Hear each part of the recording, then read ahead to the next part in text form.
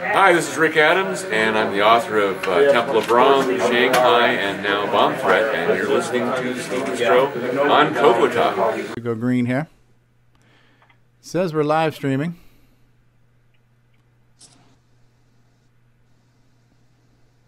Okay, I see the green light on YouTube, and now let's switch over to Facebook real quick, see if we're live on Facebook. We are also, okay, I see the green light. We're live on Facebook. All right, so we're on the air. Let's go ahead and get this show started. It's a professional show, so we're going to start off with the intro here.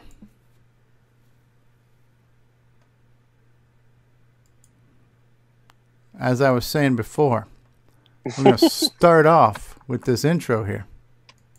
CoCoTALK After Dark. CoCoTALK After Dark.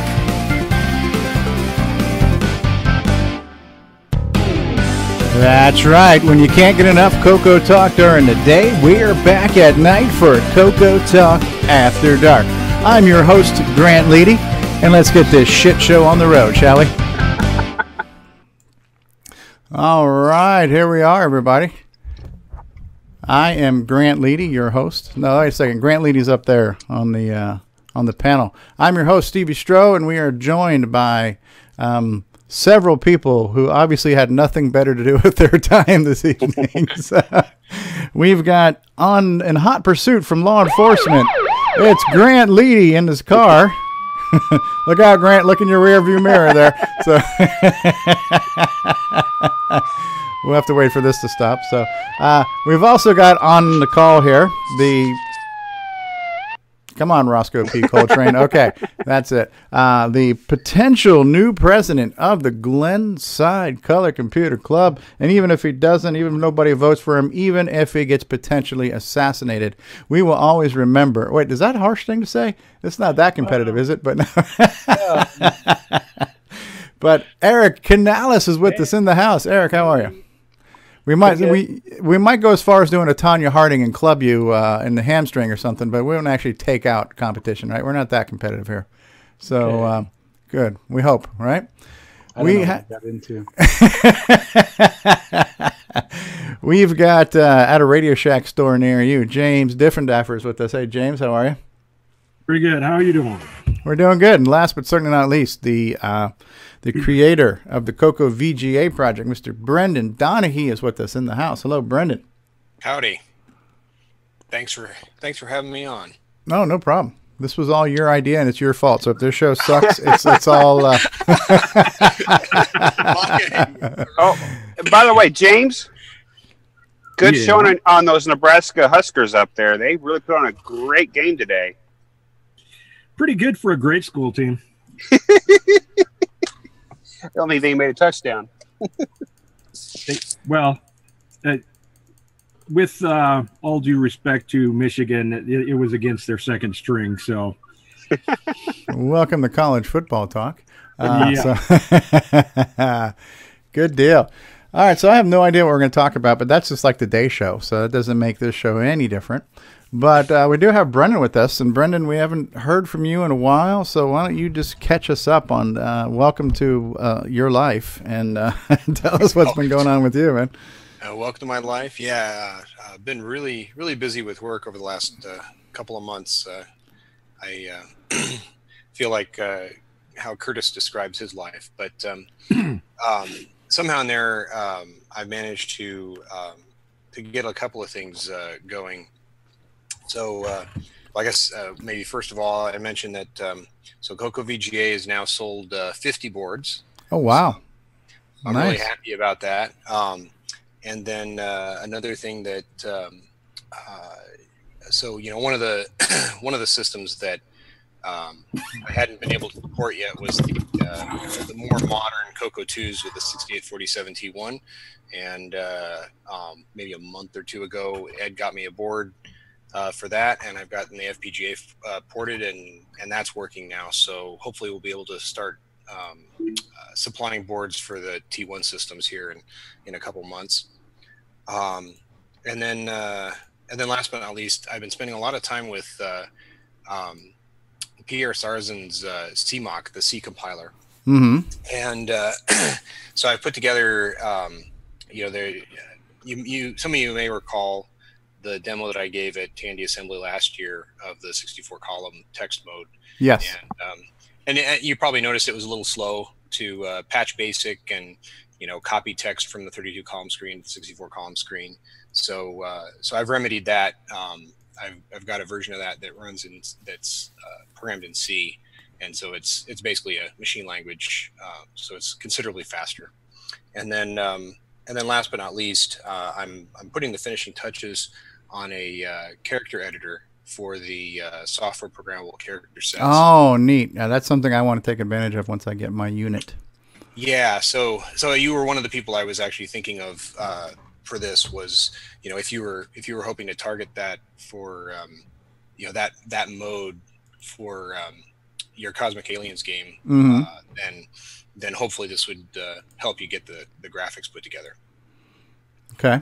Excellent. So yeah, that's it in a nutshell. In a nutshell. That's it in a nutshell. There we go. Yeah, I've really I've been impressed with that project since it started, and I think it was, you know, CoCo Fest 25 is when I first became aware of it, and you've continued to kind of crank away at it. And when we saw at CoCo Fest this year the character set, that kind of opened my eyes to some things that I'd like to do with it. As Ken Reichert says, is your character editor good for Dungeons and Dragons? Does it roll 6-sided die? So does it, what kind of charisma stats are we getting here? So It might be good for putting together a Dungeons and Dragons game, but I'm not so sure about actually. Yeah, like a rogue style game, you know, things like that. When I did my original Cosmic Aliens on MS-DOS, it was using character graphics, you know, it's using the PC symbols. Does your character mode, does it support multiple foreground colors, or is it all like this, just like the CoCo is? It was just like black on green or whatever? Yeah, it's limited to black on green, although I have figured out, you know, so each character is basically limited to 2 colors, and generally one of the colors is black, or, you know, whatever you define it to be. So it can be something different, but that something different is generally the same for the other characters. The thing that I recently noticed was that, you know, that the text characters that are normally reverse video don't actually have a black background like the semi-graphics characters do. So what that means is that you potentially have 2 different background colors depending on whether you're converting the, you know, the first 128 characters that are normally text or, you know, alphanumeric characters, right? Or you're converting the semi-graphics characters. So you could potentially have 2 different background colors in that way. Okay. But it's still fairly limited. Did you do you have the ability to redefine the semi-graphics characters, or are those kind of hard-coded? Yes. So you that can redefine the semi-graphics. And what's the pixel matrix of those? It's the same as the text, so that's the, you know, 8x12. So that supports 8 colors.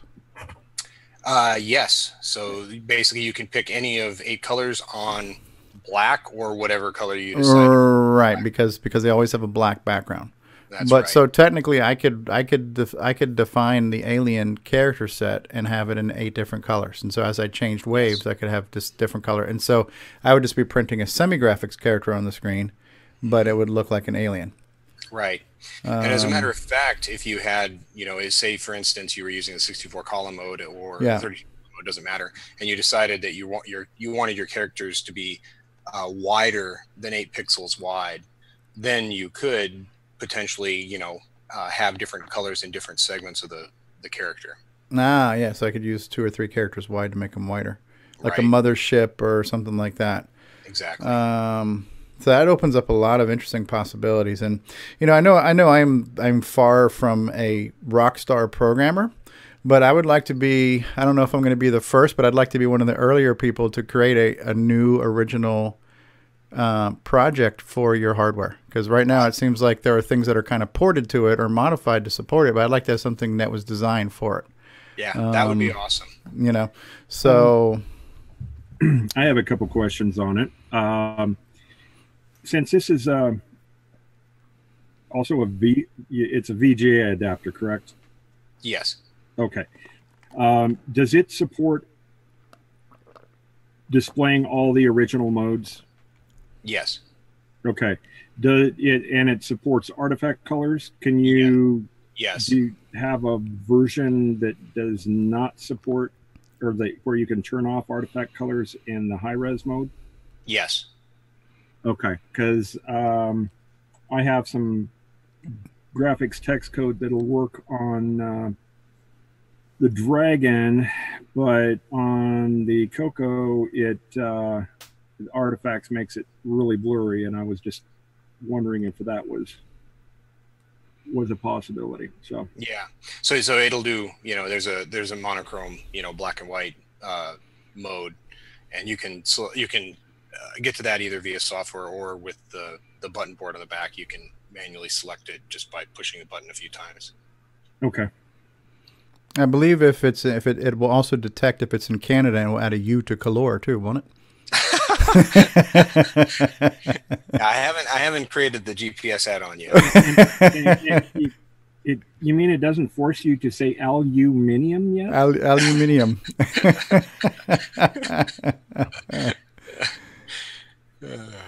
Yeah, so I think it's a really neat thing, and so I'm hoping I have a few hopes this year. So since I missed VCF, I'm hoping to make Tandy assembly. So I understand you're going to be there. Yep. So the first if is if I can get there. Second if is if I have enough spare change left over to fork over for the upgrade. I'm going to bring probably my TDP 100 to you. Yeah, great. Get that, because that's already been opened up. It's already got a composite mod, and I don't have to worry about defacing anything. It's already been kind of hacked down. So and then that's the one you got from from CoCoFest. Steve. Steve. I don't remember his last name right now. So did he drill holes in the back of yours for the composite mod as well? Yeah, this is probably an old period, the original time period composite mod, however they were done back in the day. But right. it's got the color out and the monochrome out. So there's two different outputs for the video, and then there's a single audio out on it. Mm-hmm. So yeah, that's there. It's 64K extended basic, all that kind of stuff. So yeah, it's a good little machine. And so I think that makes the most sense, because the only thing else I have that would probably go into would be like my white CoCo 1, but that's like, those are kind of like unicorns in a sense. So I don't want to, so is a TDP 100, but if it wasn't already drilled up, I would have a hard time making that Sophie's choice. Sure. I would say let's find a CoCo 2, because those things are a dime a dozen, So, right.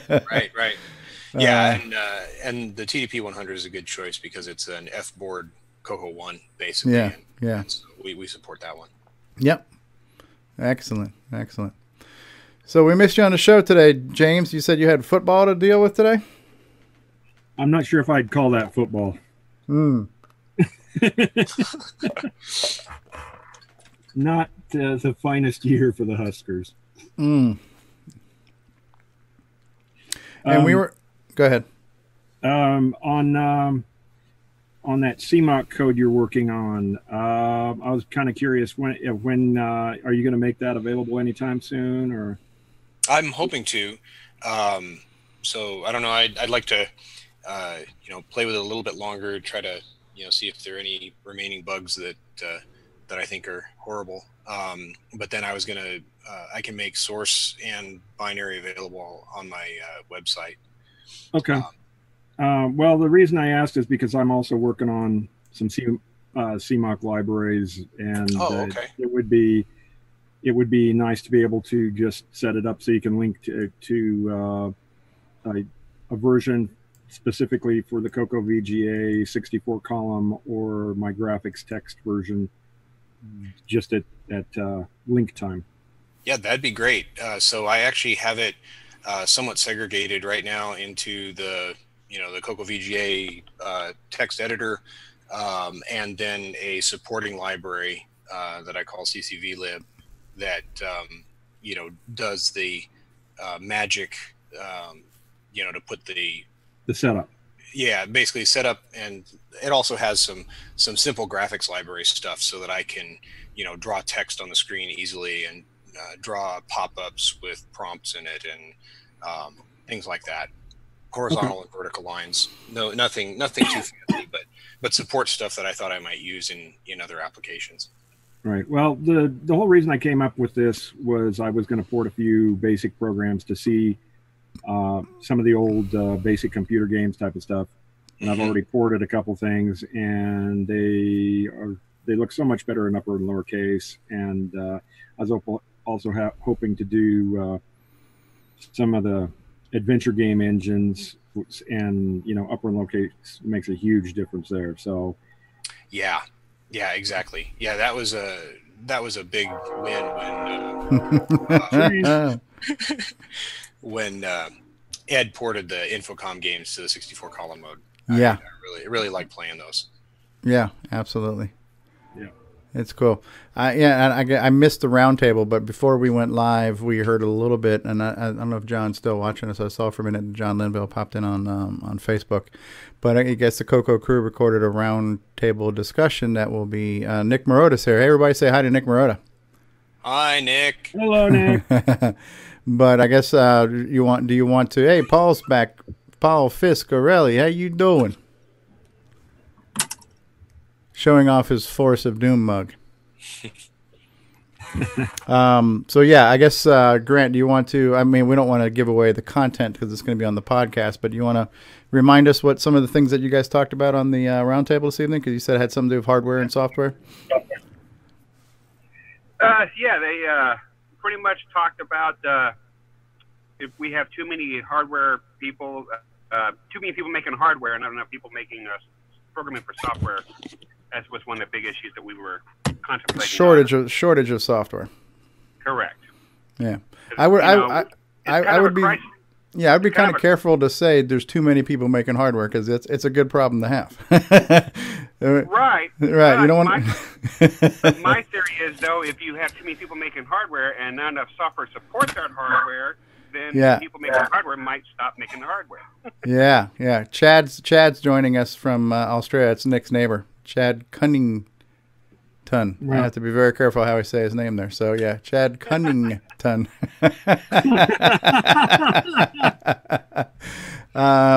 Nick's neighbor. And yeah, we missed Nick today. I don't know where Nick was. No, yeah, there's definitely we could always use more software. We need more cowbell in all areas. We need more sound cards. I don't think 3 sound solutions is enough. I think we need more. We need more than 8 ports on a multi-pack. We need 48 ports. What else? What else do we need? No, but yeah, software. Software is always. I mean, there used to be more software than hardware, but there still wasn't a lot of new software. So I think it's just getting people excited about the platform and with the SDC and some of the sound options and stuff like that. I think it'll bring more software. Yeah. Well, let me ask you this because I don't know what it's like to make hardware, but since Brendan, you kind of have a foot in each shoe. Sure. What's the development cycle like to develop a prototype, a hardware board and a circuit board, and then get it mass produced and sold and soldered versus developing software? Well, the cycle time is considerably longer for hardware. And, oh, really? I mean, with software, at least today, the prototyping tools, and especially if you're willing to write in a high level language, whether it be BASIC or C or BASIC 09, any of those, make it relatively quick to iterate. And I would actually say it's similar for FPGA design. Basically it's parallel software. You encode your logic in such a way that everything in the chip is happening simultaneously. And as long as you keep that in mind when you write your FPGA, everything is good and you can iterate fairly quickly. The things that take a much longer cycle time are the things that Ed handled for me. Actually the board layout, getting them manufactured and soldered. And that can take weeks, depending on, who you're ordering your boards from, and, how long it takes you to put together a solder mask so you can, easily put solder paste on your board in the right places. And, then, well, do you have an oven to throw it in? So to some extent, I have it easy focusing mostly on the FPGA and putting together an early prototype board with a, that I could just hand solder. But when it comes down to actually taking something into production, it's a little bit more challenging. Right. It almost sounds like it would be easier just to make crystal meth than it would be to make some of these things there. So, Probably. What's the market for crystal meth these days? So, I'm pretty sure crystal meth is easier to make. Okay, there we go. So, yeah, no, it's cool. I mean, so I think what we have on the horizon now, though, is I think there's a little bit more interest in people making software, because we're seeing people posting things now on Facebook. We're seeing people saying, "Hey, here's a I forgot who it was today that showed his one-liner that was posted in the Rainbow." He showed that. We've got I think it's Richard Kelly who's making some stuff in BASIC. He's doing that 3D maze algorithm stuff. There's Diego. There's the Retro Challenge going on right now. People working on stuff. So I think their software is happening. So when we make these statements, sometimes we make a statement like we need, there's too much hardware. And again, I'm not putting words in anybody's mouth or, trying to do anything like that. But, these are those things where it's like, it's a good problem to have, that we have a lot of hardware. Do we need more software? Yes, we always want more software. But I also want to make sure when I make a statement like that, that we don't want to ignore the fact that people are out there making software. Because somebody right now who's posting his program to Facebook might be hearing people say this and be like, well, wait a second, I'm showing you a picture of my software. What do you mean we need more software? So, I mean, software is out there. Do we, what's the definition of software? What are we looking for? Are we looking for more Nick Marentes games? Are we looking for, obviously we have sound cards. So it would be nice to have things that support those sound cards, like games. I know Ed Snyder's got his media players, and those are nice. Yeah, so I don't know what else you guys talked about on the round table, and I don't want to take the wind out of that sail, because I want to hear it when it airs. But those are always good. I enjoy when they do those, so I'm looking forward to hearing it. I'd like to see some kind of a sound API so we can bring these sound cards together and just pick the best solution for your game, but you don't have to worry too much about the code. Yeah. Yeah, I guess that is definitely a good problem to have. But the CoCo VGA, definitely looking forward to seeing that. One of the things I was thinking about too was, as I start, and so let's get on the same line of software though. So number one, I want to acknowledge, yes, there are people who are making software. They're sharing that software with us. They're showing us what they're working on. There was a guy that just posted a picture recently where it looks like a picture of like a bunny sitting on top of a box. I just saw that on Facebook. So somebody's working on some prototyping, some graphics, I'm assuming, for a game. We've got Hugo DeFort working on his game. We've got Paul Thayer working on his project. So there's a few things out there. But again, when you look at the volume of software versus hardware choices, it would be nice to have more of a balance. To that note, we have things in the making, right? So we have the assembly series that's slowly but surely building to something that Steve Bjork is doing. Paul Fiscarelli, I don't know if he's muted, maybe he's still taking care of his kids, but Paul just posted his video where he's showing how he's working on his game right now in assembly. So Paul's starting a YouTube series on a beginner's perspective on programming and assembly. So there's going to be a resource out there. I've got, that's been lingering out there forever, my basic series, which is pretty much done minus one or two chapters, but there's nothing missing there that would prevent anybody from writing a program at this point. So I'm here, guys. How you doing? Yeah. So tell us, Paul, about your video post, because we just kind of fast forwarded to the video game part, but you're going to start a series now where you're going to share assembly from a beginner's perspective, right, on YouTube? Yeah, pretty much, Stevie. So what had happened was, I like I said in the video and earlier, I had put this game together more or less as a challenge to myself to see if I could put something together for Tandy Assembly last year. Mm-hmm. And I brought it with me. It wasn't fully complete, but it was functional. It had, some core concepts of the game. And when I got home, I played around with it a little bit more, and I was toying around with what I was going to do with it.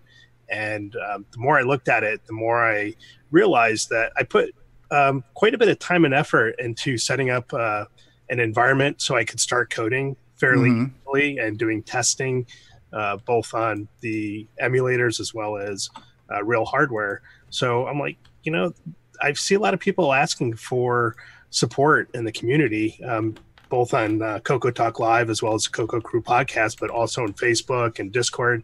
People just asking, how do I get started in assembly language programming? So I thought, hey, I did a pretty good job of documenting this and putting the environment together. And I did it from a beginner's perspective. So, let me see if other people in the community might be able to learn from it and, take some lessons or whatnot. So absolutely. So that's why I decided to put this together. And it was something that I had started a few months back and let it kind of go by the wayside. But as this whole thing with assembly language is really trying to take off, and Steve Bjork doing his series on CoCoTALK Live and other people doing their thing, now it seems like a good time. So yeah. And I mentioned this today on the daytime show too. There are people with blogs, and there's information out there. So it's not like this has been a guarded secret. There's a lot of people sharing information, but sometimes for me, as much as there's blogs out there, I have a hard time reading, and I even have a hard time listening. So sometimes for me, just to listen to something technical, it's not as easy for my brain to absorb it. But if I can watch a video and I can see it, I'm a better visual learner than I am an audible learner, and everybody's brain's wired differently. So another person can just read a blog and say, oh, that makes perfect sense, and I get it, and that's awesome. I'm going to look at it like deer in the headlights, so I need pretty pictures and shiny objects, so. Yeah, exactly, Stevie. And that's one of the key reasons why I decided to put this together. There really isn't a whole lot as far as video resources for doing 6809 coding. Yeah. So while I've pulled pieces together from Glenn Hewlett's blog, from Alan Huffman's blog, just kind of all over as I'm finding this, I actually found some stuff in CoCoTALK Live episodes from maybe a year or two ago, as far as setting up your batch files and, scripting everything. So I've been pulling this all together, and I'm like, it would make sense for somebody to try to put a video series together around this. Yeah. And just, again, from a beginner's perspective, somebody that's never done it before, how do you actually get started with it? And once I got it set up and once I started using it, I was completely blown away and shocked at how easy it is to do. As an example, like with your real hardware, you plug your color computer into a TV or to monitor or whatnot, you turn it on and you have an environment all set, ready to go, where you can just start typing, 10 CLS, 20 print hello world, 30 go to 20. And it's just an easy access for somebody to start coding in BASIC. So I thought, wow, wouldn't it be great if somebody had the same ability doing assembly language? And yeah, it's, it's going to take a little bit of, learning to get started with it, but once you get going, it's unbelievable how easy it can be to just start playing around and saying, I wonder if I do this, or if I change this, what's going to happen? And because you have that environment set up where you can just start testing and you can see instant results, it's pretty neat to be able to start working in that type of platform. Hey, this is Eric, and you're listening to CoCoTALK. CoCoTALK will return after these messages.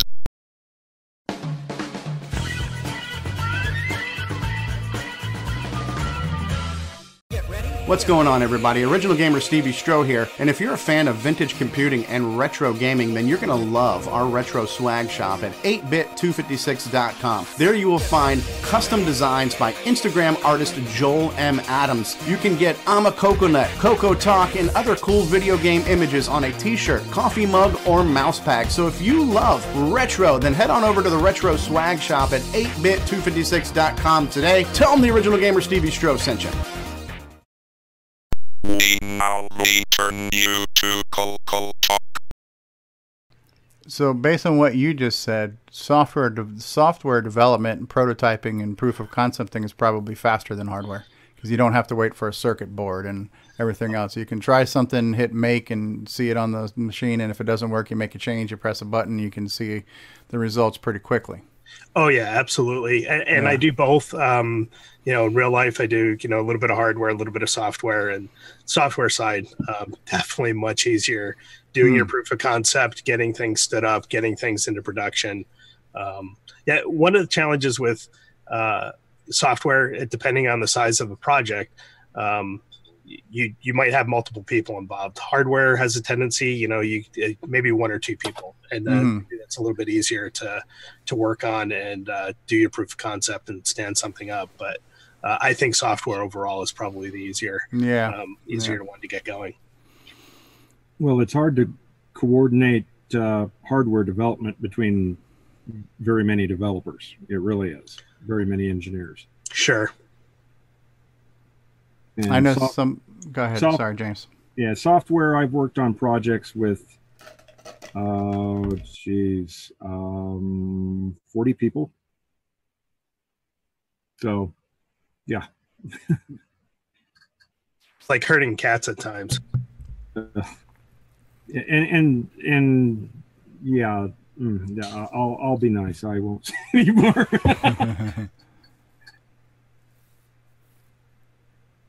Well, actually with the advent of like Agile and Scrum, it kind of makes things somewhat more manageable, at least from my perspective and my experience.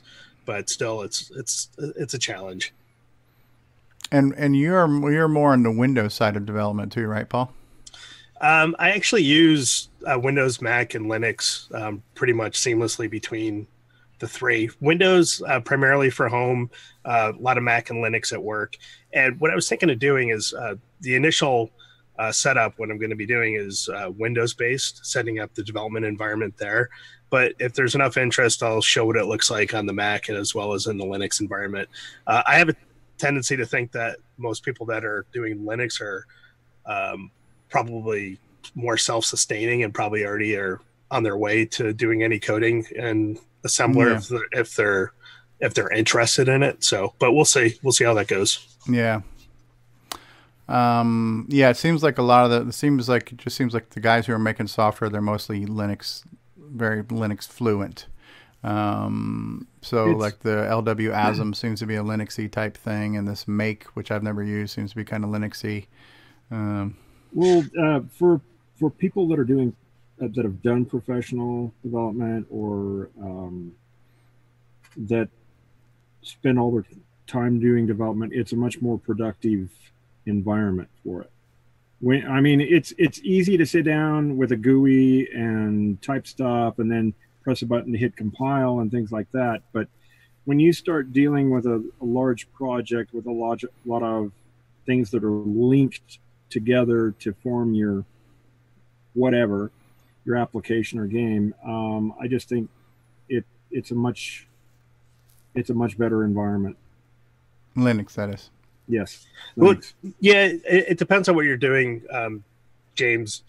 As an example, the this tools that I've been working on for a while, I started that back in 2007, and when I started it, I was still into using .NET quite a bit, and for doing a forms-based application at that time, it was so easy to stand something up. If I had to do, like today, I do Python development, and if I stand up any type of GUI type application using Python, I mean, I have the tools there to do it. But 10 years ago, there's just absolutely no way that I would have tried any other platform for standing up the GUI environment that I'm using. Right. Okay, Kevin Becker says he's interested in Mac and or Linux. I could theoretically set up a Windows box, but that's kind of how I feel about Linux. I'd have to set up a Linux box or use my Raspberry Pi, but because I'm a Windows user, I would be looking forward to a Windows development process. Yeah, and the reason why I mentioned that too, Stevie, was because as I've been telling people and showing people about the disk tools that I've been putting together, a lot of people have been asking, can it be used on Linux? Can it be used on Mac? So it seems like there's a lot of people in the community that it's kind of all over the board. There's a lot of Windows users, but it seems like there's an equal number of Mac users, and there's a handful of Linux users thrown in there as well. Yeah, yeah, it's a good cross section, but I would say it's probably at least 50% Linux, if not more. I'm fairly agnostic. I I've been doing all my stuff for CMOC in under Linux. Excuse me, but you know, I do all my FPGA design under Windows. You know, at work it's all under Linux. But anyway, it was just my laptop was already running Windows. It was easy to install the tools, so that's fine. Yeah, you're right, Brendan. And I think a big part of it is wherever the tools are, and depending on the kind of work that you do, I think that kind of dictates what platform you're going to use. All right. Well, if we're on the topic of software and wanting more software, and we're just going to make a wish list right now, what type of software would you guys all like to see developed right now? Well, I would like to see some for the CoCo Flash to make that a lot easier to use. Yeah. How many people have that? Do we know? I do. There's at least 50 units of CoCo Flash sold right now. And I think if the CoCo Flash had the killer UI for it and the killer process, we could probably move a lot more of those too. Okay, but so that's something that would definitely help. But as far as what the everyday person would want to run on their CoCo, either a game or a utility or whatever else, what are we kind of wishing for and wanting for? I suppose there's there's always a demand for more developer tools. If you want more software, make it easier to develop. Mm-hmm. That means more options compiler-wise, or developing graphics or whatever. But I think we've already got some stuff for that. So I don't know. Did John talk about all? I know the roundtable probably wasn't about his projects, but did he mention anything about his compiler update? Because he's been working on his compiler for the MC10. Grant, what did he say about that? I'm trying to remember. I was trying to think too, because he's kind of hushed on a lot of his personal projects. Yeah. But yeah, I mean, I think he said that he hit a slight roadblock there that he's focused on getting over. Okay. But that was really all he said about it. Okay. And I think Brendan Donahue, not Brendan, but I'm sorry, Brett Gordon was working on something too, a tiny basic for Phuzix. But that would be something too. So we talk about cross development, right? So there's plenty of cross development tools that already exist if you understand that world and if you already understand assembly or C. But there's not a lot of cross development tools for BASIC right now. And BASIC has the limitation of running slow, where I think there's probably more people who could write a program in BASIC than there are in assembly. You're limited to the amount of memory it can access and the speed. So the options there become, well, one of them is, because since Curtis is in the live chat, Curtis is probably saying BASIC 09, BASIC 09, get people to use BASIC 09, right? So that is an option. And I think Bruce Moore is already kind of testing those waters. Hello.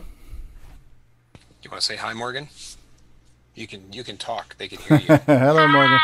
How are you? So yeah, BASIC 09 would be an option, but a compiler for people who understand regular BASIC that was fairly plug and play. Because from what I understand, I haven't really tested those waters, but the existing compilers now are not completely just drag and drop your code and have it work, right? So there is some massaging of the formatting and the syntaxing and how it will handle things and what it'll handle. So I don't think there's a completely just universal compiler that'll run anything. All right, so that would be kind of cool. And I think that would rapid develop certain software. Take a whole library of software that's already been written and just compile it. And now put it in the hands of people who are like, oh, I would love to make a game in BASIC, but it's too slow. I'm not going to bother, right? Yeah, I agree completely. I'm very excited by the idea of of John's BASIC compiler. Right. Because there's already a huge amount of software written in BASIC, that all of us, we've all written, some BASIC programs, from back when we were kids. And man, what I wouldn't do to see some of those programs run fast. Yeah.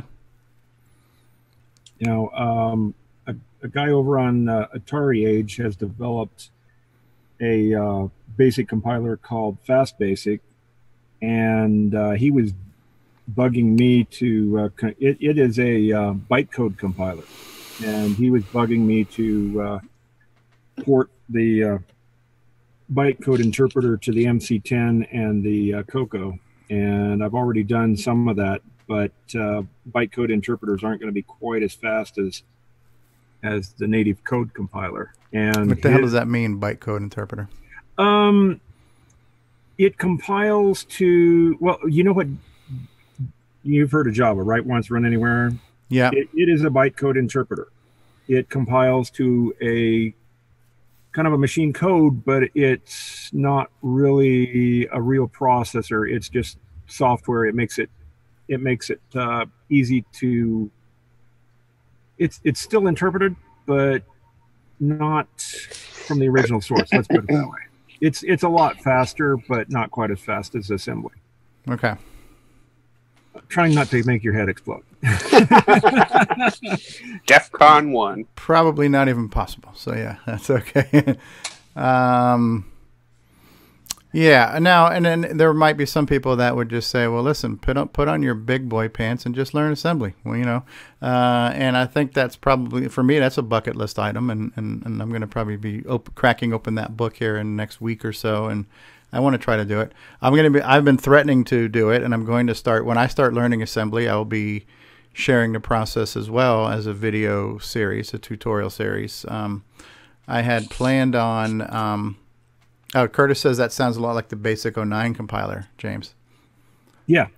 Basic 09 uses iCode, they call it. And I don't know if you ever heard of UCSD Pascal from back in the 70s and early 80s, P-code interpreter. Yeah.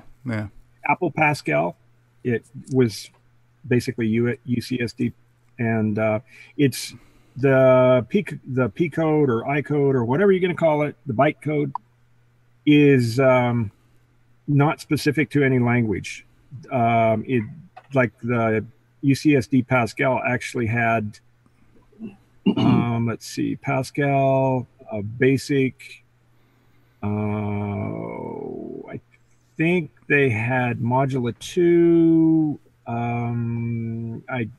Several compilers that generated code for it. Yeah. Oh, we just had somebody ugly pop in. No, that was Jim Brain. He's beautiful. So hey, Rob Inman, we need to get you on the show, dude. You're in Discord. Pull up the link for Zoom and join us in Zoom. We need to get Rob in here. But Rob was asking about C. So C is an option, and there are C compilers that work in both OS 9 and RS-DOS. And C is faster than Basic, but not going to be as fast as assembly. But it is an intermediary language. It's a higher level language. It's a language that I believe is a little bit more applicable to modern times too, right? Because there's C is still in use today in either C# or C++ or C++, one of those variants, right? Yeah. So learning C is probably a little bit more of a transferable skill into the 21st century. C is still one of the 5 most popular languages out there. Yeah, and or at least in demand for jobs. And on embedded systems and really all the development I did on that, a lot of it was in C, and then anything that was fast was done in assembly. So you don't have to do everything in assembly. Mm-hmm. You can do stuff that like your menus or something like that for your main menu, making choices. You can make assembly code to load pictures or whatever, and then you can display something really easy from C. And then when it comes to some of your game logic that needs to be really fast, you can do it in assembly. So it doesn't have to be just one language. There you go. I'm sorry, Jim Brain, were you getting ready to say something? Not that I'm aware of, but okay, I wasn't sure if you were starting to talk. So Curtis Boyle says that G shell or multiview was originally written in C, as an example. So So the other thing to keep in mind is that there are also C cross compilers. So like CMOC, for example, right, run under Windows or Linux, and then it calls Toolshed assembler under the covers. Right. Well, the way I look at it too is when it comes to programming, it's almost like composing music, right? So music is a language, and there are some people who know music, or some people could say, yeah, you know what, I've always wanted to learn how to read sheet music or play the piano. So once you've learned the language, once you understand what those 12 notes are, and you understand where to put your fingers on the black and white keys to make those notes, does that mean you are going to be Mozart? Or are you going to be creating chopsticks? You know, so I think, you know, number one, we want to get the language out there in the hands of as many people as possible. So maybe somebody who's always saying, I'd love to have written software, I never learned the language. Now we've got these YouTube videos and these blogs, we've got these outlets to learn the language. What are we going to do with that? You know, because there's still the imagination component, the creative component of coming up with the software and designing the software and testing it and tweaking it and polishing it. So that almost becomes, there's the science part and there's the art part, right? So, and you can't really teach somebody how to be creative. You can teach them language, but everybody knows how to speak English, but we're not all writing novels, you know? Yeah, so some people can paint the Mona Lisa, and some people can make a stick figure. So yeah. Now, you guys were talking about IDEs for Windows, or at least some kind of a setup for Windows. Mm-hmm. There's a project somebody made called WinCMOC, and that combines CMOC, LW tools, MCPP, a portable C preprocessor, and XROR. Although I didn't see XROR in there, I saw VCC. It's a full IDE with on Windows. Yeah, I used that initially when I started playing with CMOC, and it was great because it also had the standard C library with it, and it felt very much like home. And then, unfortunately, the guy that put that project together, I think the last update was January of 2017, so it hasn't been updated since, unfortunately. And it's not open source, I'm assuming. Yeah, and that's it's on kind of the problem. SourceForge. No, it looks like it's on SourceForge. Yeah, okay. It looks like you could download the source for it. It looks like the last update is January 2017. Yeah. What's the name of that again? WinCMOC. Yeah, it's a wonderful development environment because you build your code right there in their simple IDE, you compile it, and then launch it directly into an emulator, and you could just iterate like that on your Windows box or what have you. Yeah, no, I use Linux, and I use MAME. I use a copy of MAME that has a couple debugger commands built in, so I can break the software at any point and look at the debugger. So that I find a little easier to work in, but WinCMOC is by far easier to set up. Yeah, that's one of the things I'd like to see what you've got going on, Paul Fiscarelli. I'm going to watch your video in length probably tomorrow. We're trying to figure that out because we're going to get to the point in Steve's segments where we need to start showing sample code and running it. And we're trying to figure out what's the best, most universal process to do that with as far as the development environment. And so we're still trying to come to terms and grips with that. So the next video I'm going to be posting, Steve, is how to set up the development environment. And I'm hoping to have that posted within the next day or two. The video I posted today was just kind of answering a lot of questions and just doing a brief introduction to the channel, letting folks know what I'm going to be doing with it. Excellent. Very cool. So yeah, there's things on the horizon. So Paul's video series will be helpful. Steve Bjork's segments will be helpful. The blogs that are out there and that will continue to be written are going to be helpful. Hopefully, as I start learning assembly and doing my series, that will be helpful. And I like kind of Paul's idea of teaching the assembly from the concept of the beginner, right? Because it's nice having somebody like Steve Bjork who understands the machine at the molecular level tell us a bunch of things, but it's also nice to have somebody who says, listen, I've never done this before. I am starting a journey, and I'm going to make some mistakes, and I'm going to learn, and I'm not going to be an expert. But that's what anybody who's doing something for the first time is going to do. And I actually feel there's probably a little bit more value and appeal to the beginner's journey of learning assembly, because if you don't already know it, we're all beginners, right? So, yeah, I'm looking forward to that, and that's what I'm hoping that, you know, my struggles will hopefully be beneficial and possibly inspirational to someone else too as I start learning it. You know. Are you going to be learning C++ as well? It's on the list, yeah, but Okay. not assemblies. You know, it's only been 40 years, so I figure I've been waiting long enough on assembly before I learn anything new.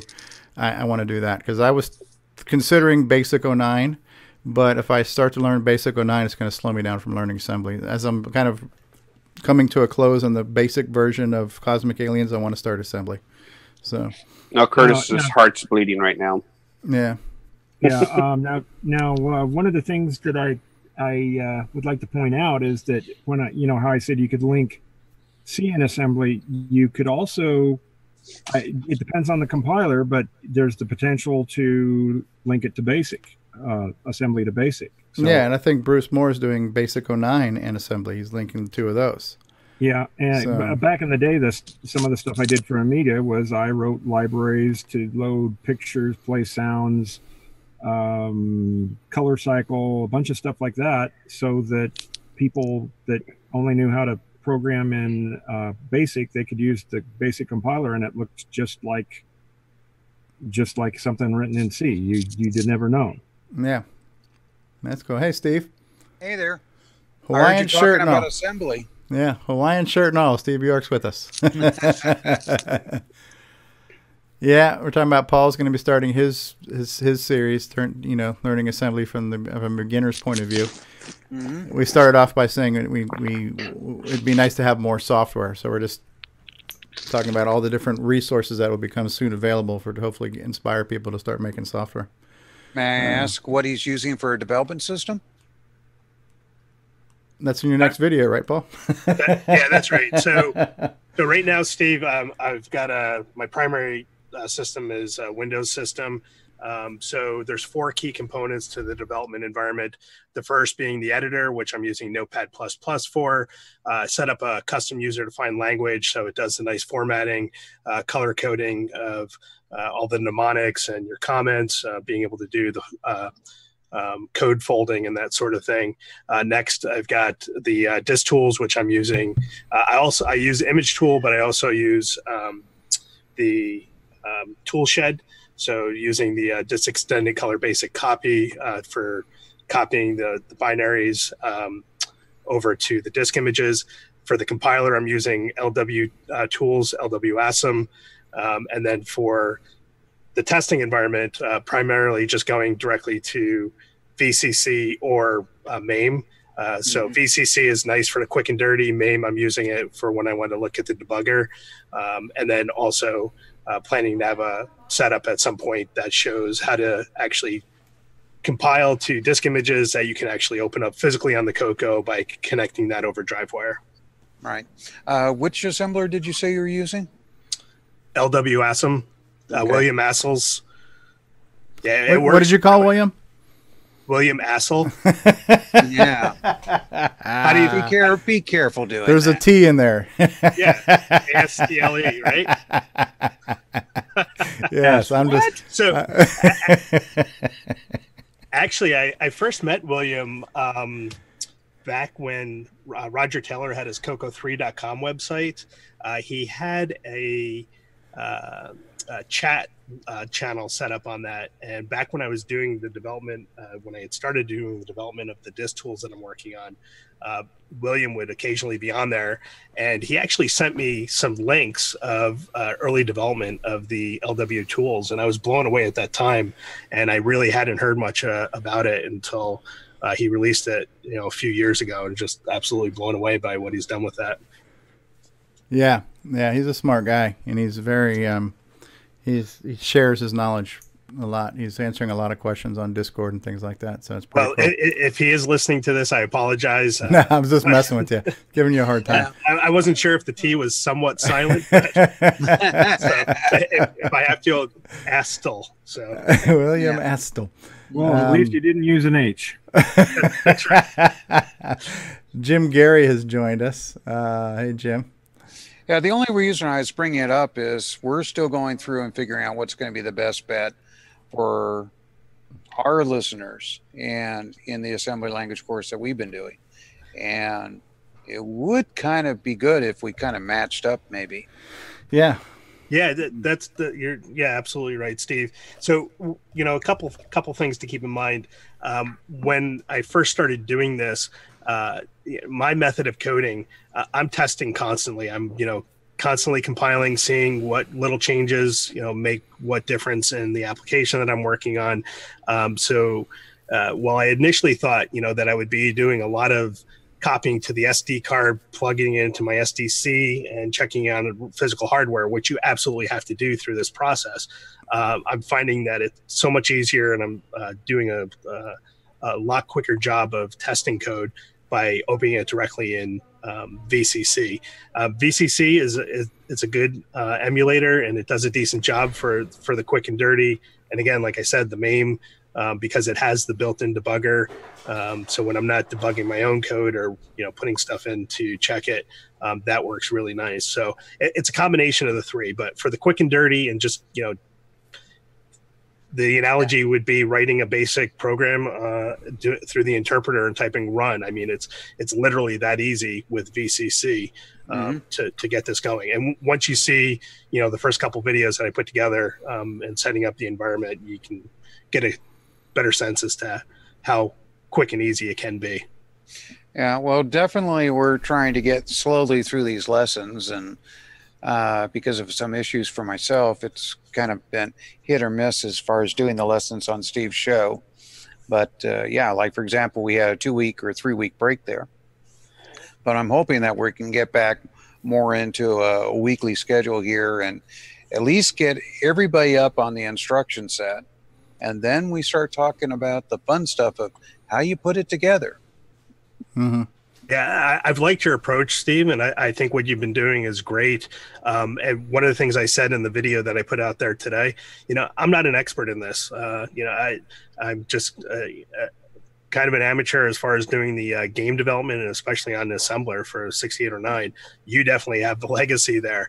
So I'm just trying to put this together from a beginner's point of view. Somebody at some point had to try to get things started to what it would show to put the development environment together. And I picked up bits and pieces through various blogs. I was telling folks earlier, Alan Huffman had some good pointers. Glenn Hewlett had some stuff, just kind of all over the place.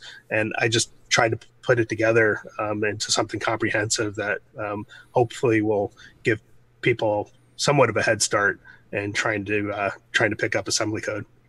Yeah, one of the things that I'm anxious to teach Steve Areno is how to deal with information when you're in assembly language. And one of the tricks I've learned that the 1609, and Curtis definitely agrees with me on this, it allows you to set up data structures, basically objects, for the elements of your game. And by doing it that way, you cut down on unique code, you get more generic code that works on everything, but also it just seems to make it easier to understand how it works. And that's one of the areas I'm most anxious to work with Steve on, because explaining it to him, I can explain it to everybody else, and I can look at where I may not be explaining stuff well since I understand it so well. And sometimes that's the hardest part of teaching is teaching the subject to somebody that doesn't understand it when you understand it so well.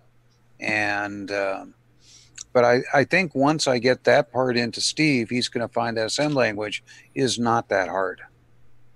I got lost in week 1. I'm still lost. Basically saying if an idiot like me can learn it, anybody can. No. I'm saying if I can teach you, then I can teach anybody. No, there you go. That's what I just said. I'm trying to do it nicer.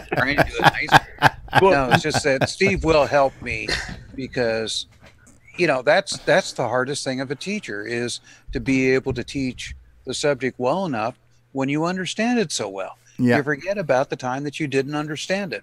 Mm-hmm. Well, the other side to that too, Steve, is the way I look at it is all of us here you know, we're doing this on a weekly basis. This is the stuff that we're doing for fun. You know, we're getting together, we're talking about this, we're having crazy festivals to share our passion for this hobby. So I think that there's already an inherent aptitude there for everybody in the community to be able to pick this up. I really think that anybody can learn assembly language programming, especially those that are in the community. Oh, Curtis just says that we might need to use Greg as our barometer for the assembly. He says from what Greg just said, we may need to use him as the low bar.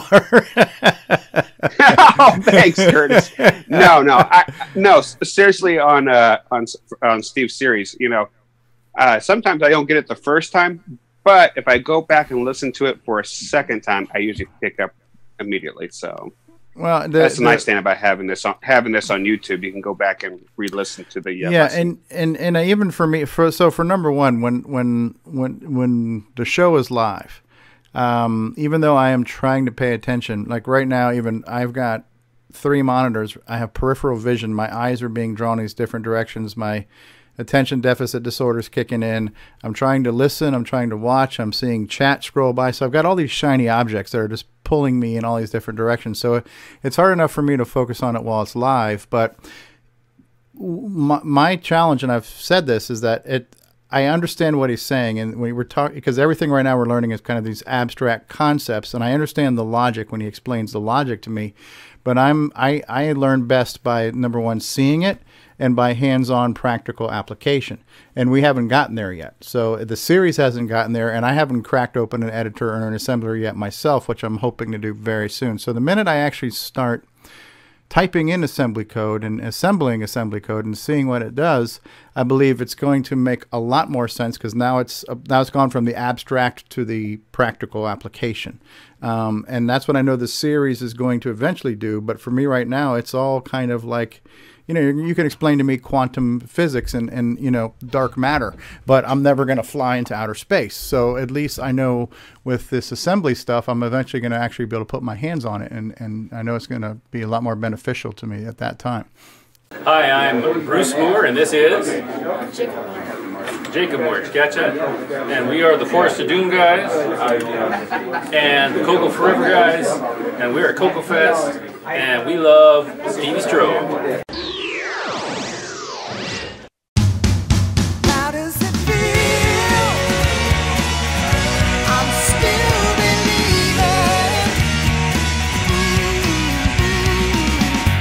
What if you could go back in time to just the right moment and ensure that Tandy won?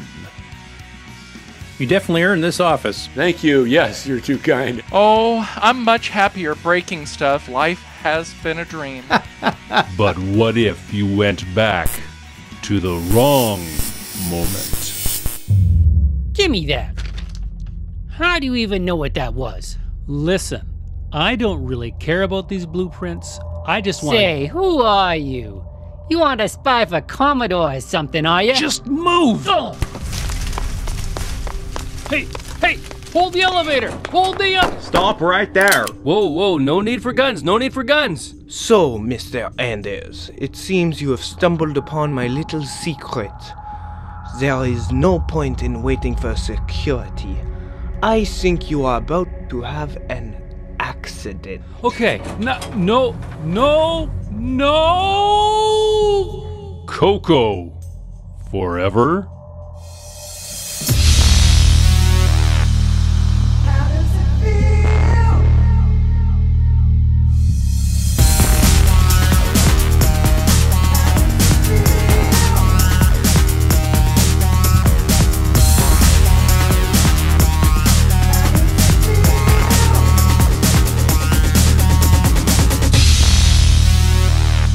Spring-ish 2018.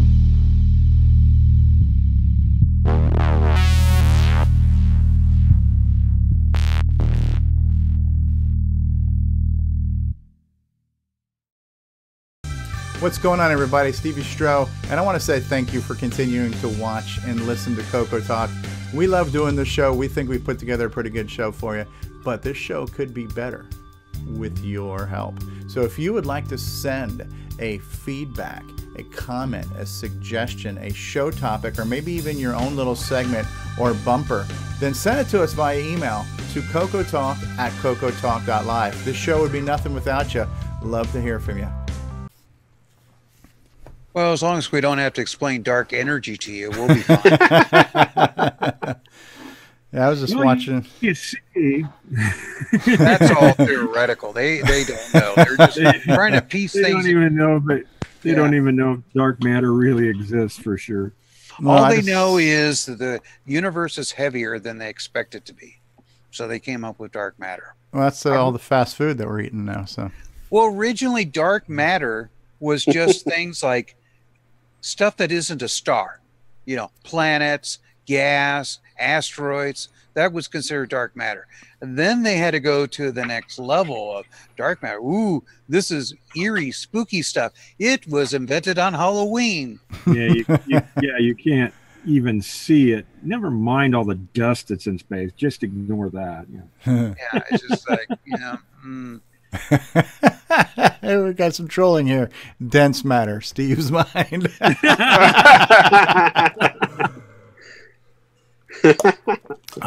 We just got done watching an episode of Star Trek Voyager where they were sucked into the void, and there were no stars in the void, and they spent the whole 45 minutes trying to break out. Jim Brain's awfully quiet. What's he working on up there? Not working on anything. I'm just trying to I'm biting my lip. Permission well, to also chatting away in the chat. So. Yeah, permission to speak freely granted, Jim. Thanks for your. Is that the Voyager one that Troy's having the horrible headaches or whatever? That's the wrong series. That Troy was on. I'm sorry, not Troy. Next Generation. Yeah, you're right. So there's because they reused a little bit. Intergalactic Cheerleader. That's right. Yeah. Okay. There was one episode where they're in a void, thinking that they're going home, but it turned out to be a space monster. Oh yeah, making them fantasize about it. Right. That's right. I get them mixed up. No, but this one was actual void they got sucked into, and it was all black. There were no stars in this void at all. So, but yeah, the void between my ears. But Jim, thanks for walking us through your photo history of VCF this week.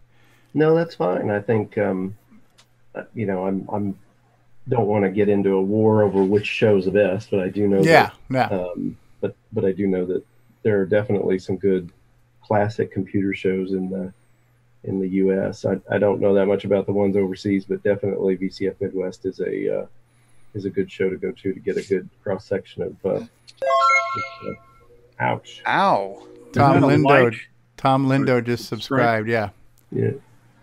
I think the key is, the shows. It's sometimes as folks know, we go to CoCoFest and I don't know if it happened a lot with Tandy Assembly, but the show itself is very draining, right? So especially if you're an exhibitor, because you're there and there's people walking by, and if there's any foot traffic at all, then you're spending all your time answering questions. People have really good questions. It's great interaction, but it can really, it can just drain you. And so once everybody leaves, to go for dinner, a lot of folks go out for dinner and they're done for the day as far as, foot traffic is concerned. So the folks that come back after dinner is kind of when real fun happens. So you have, folks who they're not in exhibition mode, so they can just chat about things they might be wanting to work on or show off some cool things. Some of the folks sit down and they just write code in the evening, just trying things out, figuring out what kind of cool things they might be able to do with the platform.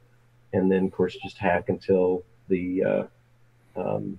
till they shut the show down or everybody decides that they're too tired to do anything.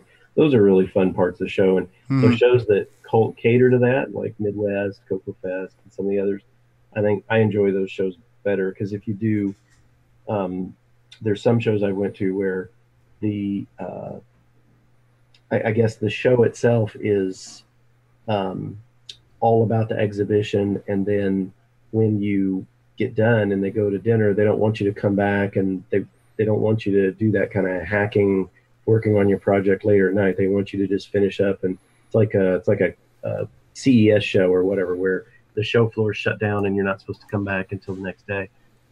It's kind of a bummer, because sometimes you go to these shows almost as much to have some dedicated time to work on a project as you do to go and exhibit to folks, because it's hard to find time sometimes to work on projects unless you got a bunch of people there saying, well, I'll sit down and I'll help you type in data, or I'll help you graph your characters for your game or whatever. Yeah. So it's always great to utilize those folks, and they feel really good about it because they you know, they may not know how to write code, but they're like, I can draw boxes on craft paper and convert them to binary for you. That's no problem at all. That's awesome. Yeah, that kind of collaborative spirit. Mm-hmm. Like what Steve Bjork has talked about in the good old days of the Silicon Valley, the early days, right? So. Oh yeah, those were fun days. So, yeah, I see what you're saying. I kind of like that. It's, yeah. So even in CoCo Fest, you've got the show, and then you've got the show after the show, right? So you've got the lobby hanging out and stuff. And Saturday night, it seems like, oh man, they're kicking. It's midnight and they're kicking us out. What's wrong with you, evil custodian of the building? Why are you locking us out of here? It's only midnight. You know, like we've been hanging out all day and we're ready to keep on hanging, and we got to go. So yeah, I do like. They used to have a show down in Cincinnati. It was an expo, C4 Expo, and it was in I can't think of the name of it was the Drawbridge Inn, I believe it was, down just south of the Cincinnati. It was in Kentucky, Florence, Kentucky, and this place was set up like a medieval castle, and it was basically a hotel. And it was a kind of, I wouldn't call it rundown, but definitely it had maybe better days, but it had great conference rooms, and evidently they were pretty inexpensive to rent. And they never did shut the floor down. So the show was on there. They literally left the show floor open 24 hours a day. So from Friday night until Sunday at 4 in the afternoon, the floor was open. You could spend every waking moment down there if you could stand it and whatever it is you wanted to do. And some people did. Yeah, I bet. Yeah, because we'd be in the lobby at CoCo Fest till sometimes 2, 3, 4 in the morning, depending. And I didn't hang that long, but I might hang till 1. So. That's right. Yeah, I had to. I think it's been a number of years since I've started going to some of these shows, and it was definitely the ones that have had at the Heron Point. That's been, I don't know. I've probably been to shows since early 2000s at that location, and 10, 15 years ago, 3 or 4 o'clock in the morning was no big deal. Now it's like 1:30, 2 o'clock. I mean, but it would be one thing if I hadn't spent all day doing, like on Friday night I'm driving, and so you're kind of tired. Yeah. You're driving, and then Saturday you've had the whole exhibit all day, and so you're kind of drained from that. So sometimes 2 o'clock would not be a big deal, but man, after doing those things each of those nights, 3 or 4 in the morning it just makes it really tough to get up and get going on the next day. Yeah. Yeah, Mark Overhoser was pointing out that Kansas Fest is kind of like that. It's a whole week of fun. That's 24/7. Right. So if you want to get your geek on. Yeah, I saw the really nice thing you wrote in the VCF group too, how you really complimented the organizers of the event. And you say you enjoyed the fun hacking part of it, not the bad hacking term, but the good hacking term. I thought that was a really nice thing you wrote there. And I like too that you mentioned that it was a good bonding thing for your daughter and you. And I'm not sure I could get either of my daughters to hang out at one of these things. I get my younger daughter to go fishing with me, and whenever you have a hobby that you can have your kids join you with, it is a special thing, So the fact that she enjoys it, and like you mentioned, you got some great stories out of it. Because you got to think that's a whole nother perspective. Not only is she a different generation, but it's a different perspective. This is a kid looking at us crazy old guys. So it really should be interesting. What do we look like through her eyes? Well, that is one thing I will say, and I think Jim will agree with me. There were a lot of younger people there at this show. I was really surprised. There were. There's a Chicago area has got kind of an incubator for the kind of the classic machines. So lots of Atari, Commodore. I think the TI's got some. The Tandy crowd's got some. So there's a number of folks who are coming into the arena, and they're in their early 20s. Some of them are in their teens. So it's interesting. The one guy that did the presentation, the Commodore Z, the guy that did the Cactus homebrew computer, he's pretty young. And we've had some presentations and some projects that have showed up in the last few years that are, some of them have been done by teens. I know. Oh, gee, who is Evan? Evan. Evan Wright. Right. Yeah. I think isn't he the one that's like an educator? Isn't he? Yeah, like he teaches, I think, high school age. He teaches computer science to high school students, and he uses a lot of retro stuff in his curriculum. That's right. So I don't know that I don't know that he had an exhibit this year, but last year he was showing off his like his adventure game that was multi-platform, and through the weekend he had a number of his students come by and talk about, you know, they're helping him port the game to another platform, or they added some capability to the game or whatnot. So there was definitely some interest there. You know, will they continue in the classic space? You know, who knows? But I do, you know, I've told people many years as I've been in the IT industry that having to work on platforms that were so limited really tuned your senses around debugging and diagnosis of problems in computers and whatnot. And so sometimes I see when I'm hiring folks now into the various IT roles, they if you don't give them a full debugger and all the latest tools to do diagnosis for application problems, they're lost. They can't do you know, printf statements or putting log entries in and then reading and kind of inferring what's going on. And that was part and parcel when we were developing software back in the 80s on computers that had, you know, 64K memory or less.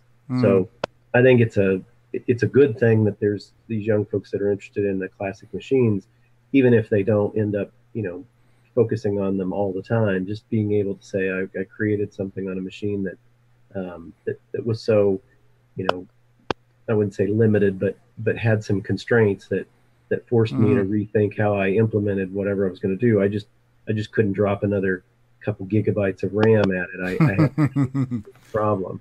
So those are always good things to see, and the conversation to come up with the young folks or younger folks in the show is always a benefit, because they have a unique perspective on why certain things are the way they are. And sometimes you can tell them, like at the show, there was a person who said, it was an older individual, but he said that he had bought a TI 994A at a fire sale. He was back in the day, he wanted to have a computer, and his first computer ended up being a TI because it was available for $49.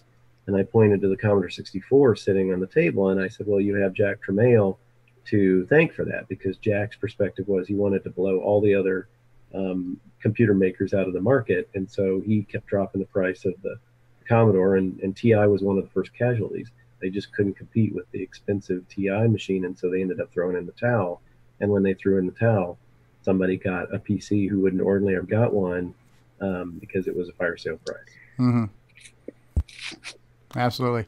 Hey, since Eric Canales is vying to be the possible future president of Glenside, I have some suggestions for you. Ladies' night, ladies drink free at CoCo Fest, wet T-shirt contests, and a couple things you can do to drive up attendance and maybe get some younger audience in there. So, all right, I'll see what I can do. I'm sure there's strippers in the budget.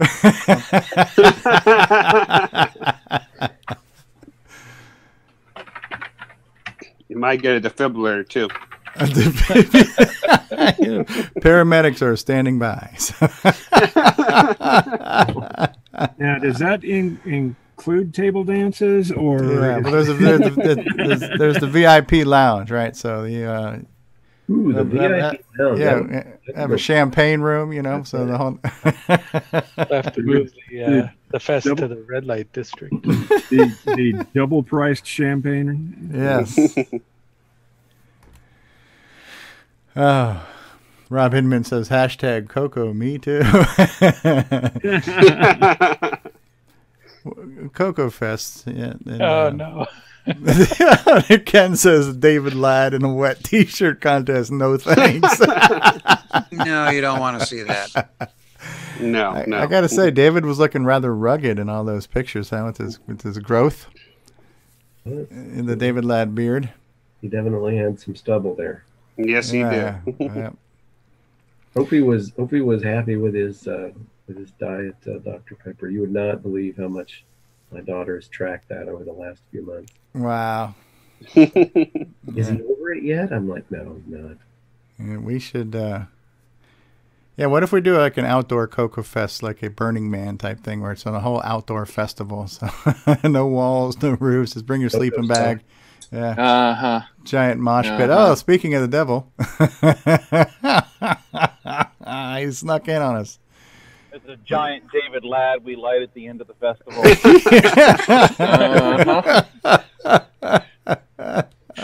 I see how you all are. Hey, did you drink all the Diet Dr. Pepper that was given to you last weekend?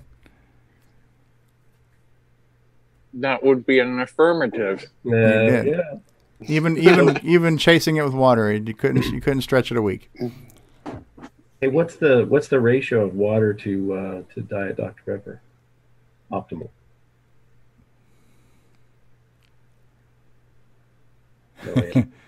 Cue the crickets. Yeah, really. Chad says your stripper name is the color of your underwear and the last thing that you ate. That means for David it'd be brown tacos. Coming up next, just so wrong. So wrong. How does Grant color his underwear? Well, we did share a room. Oh, jeez. So, David, what the question was? What's the ratio of soda to water, David? Is it 1-to-1 ratio?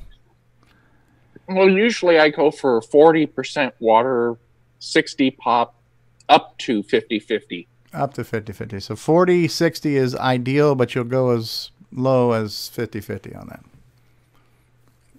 There we go. All right, so gasoline for my lawnmower. Rob Inman says brown tacos appearing live with sexy girl and fart whiff. So a few people have snuck in on us. The Troll Jr.'s here too. Richard Lorbieski, back from his Caribbean cruise. That's right.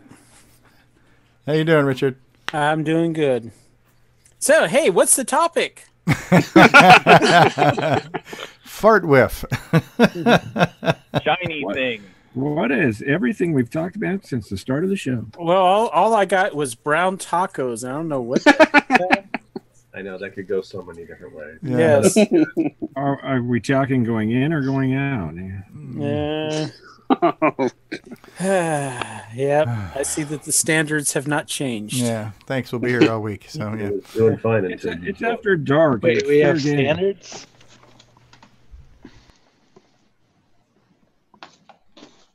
So did you beat up your compiler topic? We probably beat it to death. Yeah, there's David. Compiler or assembler? There's a difference. True. Well, fair. Before you joined, Steve, we were talking about compilers, cross compilers, and things like that. Oh, David shaved. No, my ears were burning. That's why I came in on assembly. Yep. David shaved. Look at David. He's clean shaven David Ladd again. I was complimenting how rugged you were looking this past weekend with all your man hair all over your face. So to be timber. At least I can get a beard. Yeah, that's true. It's been a long time since that head's had any hair on it, so it's good, right? Steve York says we're going to have to get a buffer on it. Yeah. Break out the turtle wax. I count myself lucky. For some reason, I kept all my hair. Though it does grow from the ears from time to time. Well, they do say the guys who are balding are usually better in bed. Yeah.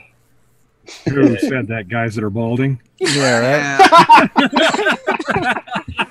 They have to have something to look up to. Something to keep them going. Well, supposedly it's a sign of too much testosterone, right? So which makes the hair fall out. So if you have that whole thing, it just means you're just so damn manly. You're too manly for your hair. Mm-hmm. So the thing I don't get is why they have to overcompensate by growing a beard. Well, it's kind of like the when you got nothing to comb over, that's your next best thing. So it's the chin. If you can't comb over, you need the chin under. So if you don't have any hair, does that stuff you spray on your head work at all? Rogaine? No. No, that Ron Popeil. Spray on hair. Popeil. Yeah, spray on hair in a can. Yeah. Oh God. I think you're just better off with a can of Krylon at that point. Yeah. Right. That's about what it is. All right, just you get to do the chia pet thing. You get the little, get the seeds. You soak your seeds. You get your little popsicle stick. You put them all on your head. So. It sounds like a Saturday Night Live commercial. Yeah, right. Or you go get a carpet. Oh, hey, Richard, you're getting a question here from Backhand Sandwich. He wants to know, do you have an ETA on when boomerangs will be back in stock? Probably next week. What a name, Backhand Sandwich. Now, why would you want to backhand a sandwich in the first place? What did that sandwich do to you? Yeah. So Backhand Sandwich. I'd rather have a ham sandwich. Yeah, right. Hey, there's the Apple guy. Mark Overholzer has joined us. Mm-hmm. Like the old Blues Brothers song, that Rubber Biscuit. Rubber Biscuit. Rubber Biscuit? Yeah. We've had a pretty good turnout on our viewership today. We've been averaging about 22 to 24 viewers for most of the show. So thank you guys for watching this train wreck. It's hard to find that many suckers for punishment. Yeah, right. Yeah. I meant to hit the train wreck button. Especially when people can tune in later and listen to the same thing and fast forward through it. Right. Yeah. Oh, People that are on the show are also watching it through YouTube, and then. Mm-hmm. Oh, this show will go by in a flash. You probably 10 minutes of content. I want to show you guys something. I want to show you what got recorded today. Uh-oh. Oh no. Oh, when you went over your limit. Oh, yeah. Speaking of that, Stevie, did the rest of those videos ever show up? I uploaded. I don't know because I didn't look in Grant's Google Drive. I created my own Google Drive, so I didn't have to go looking for shit. So. Well, it should have been in there because that one video that you said that was in there. Yeah. That was where it was. What was it called? Widescreen. Yeah. What was it should called? be the 1377 and 1378. Okay, I don't have anything that's got a 13 in it. I have a 1384 move. That's all I have. 1384 move. So I don't know. David, are you eating Taco Bell or McDonald's? It's got to be McDonald's because it's got a milkshake. Yes, McDonald's. All right. So, anyways, I'm going to show you guys something real quick here, if I can. Let me go to screen left here. All right. So, what this thing ended up recording, because I guess there were multiple options to record. So one of them that got recorded was the entire gallery view where we're always all in frame. But it also recorded a speaker view where if anybody was speaking, it just focused on them. And so I actually have two separate recordings. I've got like the Brady Bunch one where we're all on screen, and then I've got the solo one where it would highlight just that speaker. So, for example, when I show you guys 6 inches over the day. Hey, just so you know right now, I've actually we started off with Curtis saying 6 inches. So that's but you guys see this right now? This is the gallery view, right? This is including my camera. So like this, so this whole thing, this whole video here would have all of us in it, right? And this was recorded automatically by Zoom, right? So that's the gallery view, and that makes sense, right? And that probably would have been pretty good for you, Grant, although I think the other one might have too. So this one here is what's called the speaker view. See, there he goes. This Curtis with the 6 inches again. So whenever somebody speaks, it will... They're primary, yeah. Yeah. For editing after the fact, you could... See, now that Jim's talking. So now Jim's full screen here, right? Yeah, if you're going to edit this after the fact, you could then pick, which one you want to use. For the general chatting, it would be better to have the galley view, and for when you're focusing on like a segment of a person talking, about a new product or new something they're working on, new project, then you could presentation. Right, like here's a bigger picture of Steve. So when I was doing the slideshow, Steve was small in the slideshow, right? But now this is all of Steve's camera. So I could take these and like do some picture-in-picture stuff and, In reference to Curtis saying 6 inches, Ken says someone is exaggerating.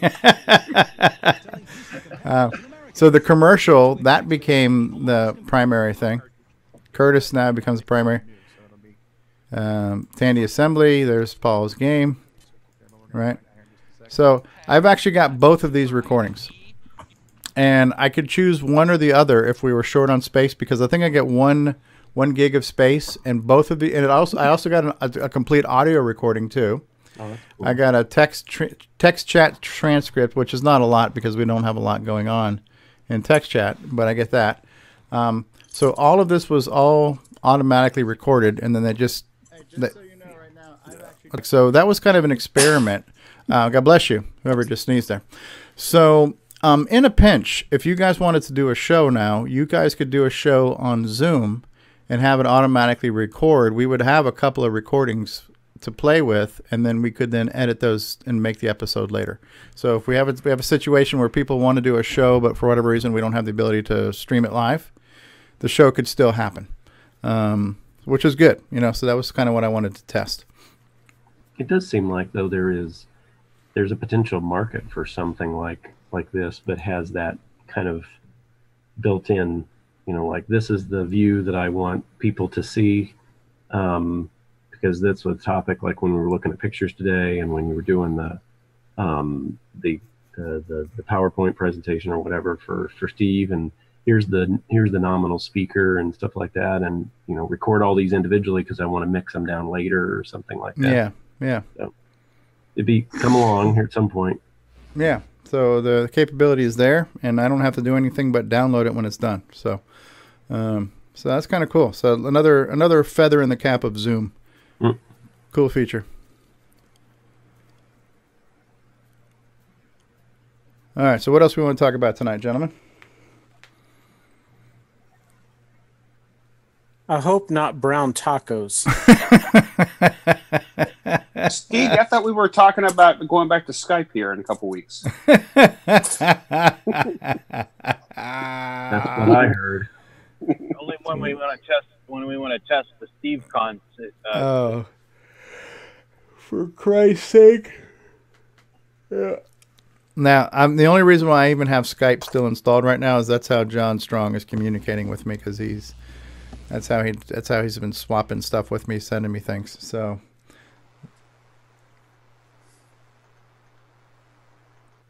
Cool. Oh, Kevin Becker says, Kevin said he must have tried to say something, but he got held up. Yeah, he did. And I got the little thing on my screen that says, show or hide. Now, I thought it was something, I didn't realize I had to moderate it. So. Gotcha. Let me scroll back and see what it was. Actually, any of us moderators could, so. Oh, okay. So that was it. So what was the original comment? About app camp for girls. It was, I think it was. I'm trying to remember when the comment was about. So, don't know. It's been about 10 minutes ago or so.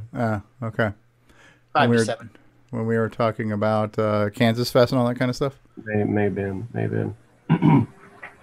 Did not know that. It's in the chat now. So yeah, I then put it in there. Okay, I'm trying to scroll back to see it though. Kevin Becker. Back when we were talking about David's Dr. Pepper to water ratio. Oh, because the word a-hole was in there. You could partner with App Camp for Girls and not be a-holes. What does that mean? Oh, your stripper name is the color of your underwear, and the last thing. What the hell is App Camp for Girls? Oh, it says right here. He just posted one. Go down to the bottom. Okay. Organizations promoting CS among girls. I love my daughter didn't go ball. Oh, yeah. So there you go. There's your comment. What is CS? Computer science? Ah, yes. Oh, I see what you're saying.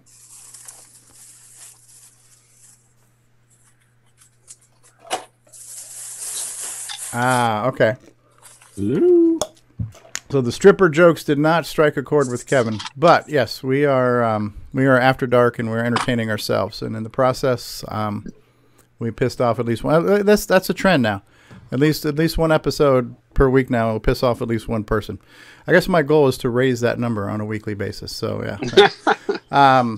Yes, of course we were all in changing my Chad Cunningham says I'm changing my name to Black Toast. So we got Brown Taco and Black Toast. What the hell is going on here? Yes. All right. Anyways, we're moving on. We're moving on past stripper names. Hello, I'm David Ladd. Thank you for watching CoCoTALK, the world's leading live CoCoTALK show.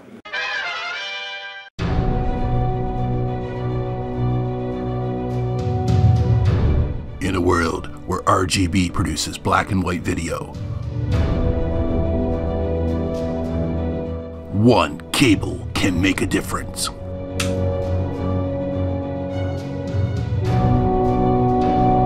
Switcheroo. CoCo3ScartCable.com. What's going on, guys? Stevie Stroh here, and I want to say thank you so much for being part of this adventure with us. It's been such a great experience in doing CoCoTALK every week, and the support we get is just amazing. And so the fact that you watch and listen is all the reward that we need. However, if you would like to become a patron of the show and offer some financial assistance towards the production and hosting costs of the show, we do have a Patreon site available for that, and you can reach that by going to our website at CoCoTalk.live and clicking on the Patreon link. But just do us a favor and watch and listen to the show. We would be lucky to have strippers at CoCoFest, but no, it was kind of a joke, right? It's a family show. It's a respectable event, CoCoFest. Is David Ladd still on the call? David dropped off. Yes. There he is. So how is it going over to the dark side on the Commodore now? Well, I don't know since my Commodore is not working. Ah, that's typical for Commodores. Usually the power supply. No, he got a new one. one. I got a new one of those. Well, you got Jim Brain on the call. Why don't you explain the symptom to him? He's already been in contact, but he forgets me a week just to recover from being in a show. So yeah. Yes, that's why I'm giving him a chance to recover, and then I'll go over and harass him. yeah. I told him he'd come over. I got a bunch of machines sitting here. I got a big box of just parts. So yeah, come over and figure out what's going on. Just start swapping parts. Grant, this is not CoCoTALK After Dark. This is Retro Talk, so I can't be the dark side. Yeah. Yeah, it's talking about Commodores is like talking about Jar Jar Binks in Star Wars. I thought that was the MC-10. You know, and I used to like you, Richard. Well, me, I never liked you, so. It's just a cool opportunity troll. Are there a lot of things socketed on a Commodore that you can just kind of pop out and snap in? No. Actually, Not a lot of like stuff is, but it's Well, cheap sockets. On Not the the David has. on the first units, they put sockets on. As soon as they got their yield up to, I don't know, something more than abysmal, they got rid of sockets. Does that cost money? Lots, anything. Yeah. Yeah. You know, Well, it also affects reliability too, because the sockets they use weren't gold plated, so after a while they oxidize. well, it's true, but then again, I mean, Chip creep.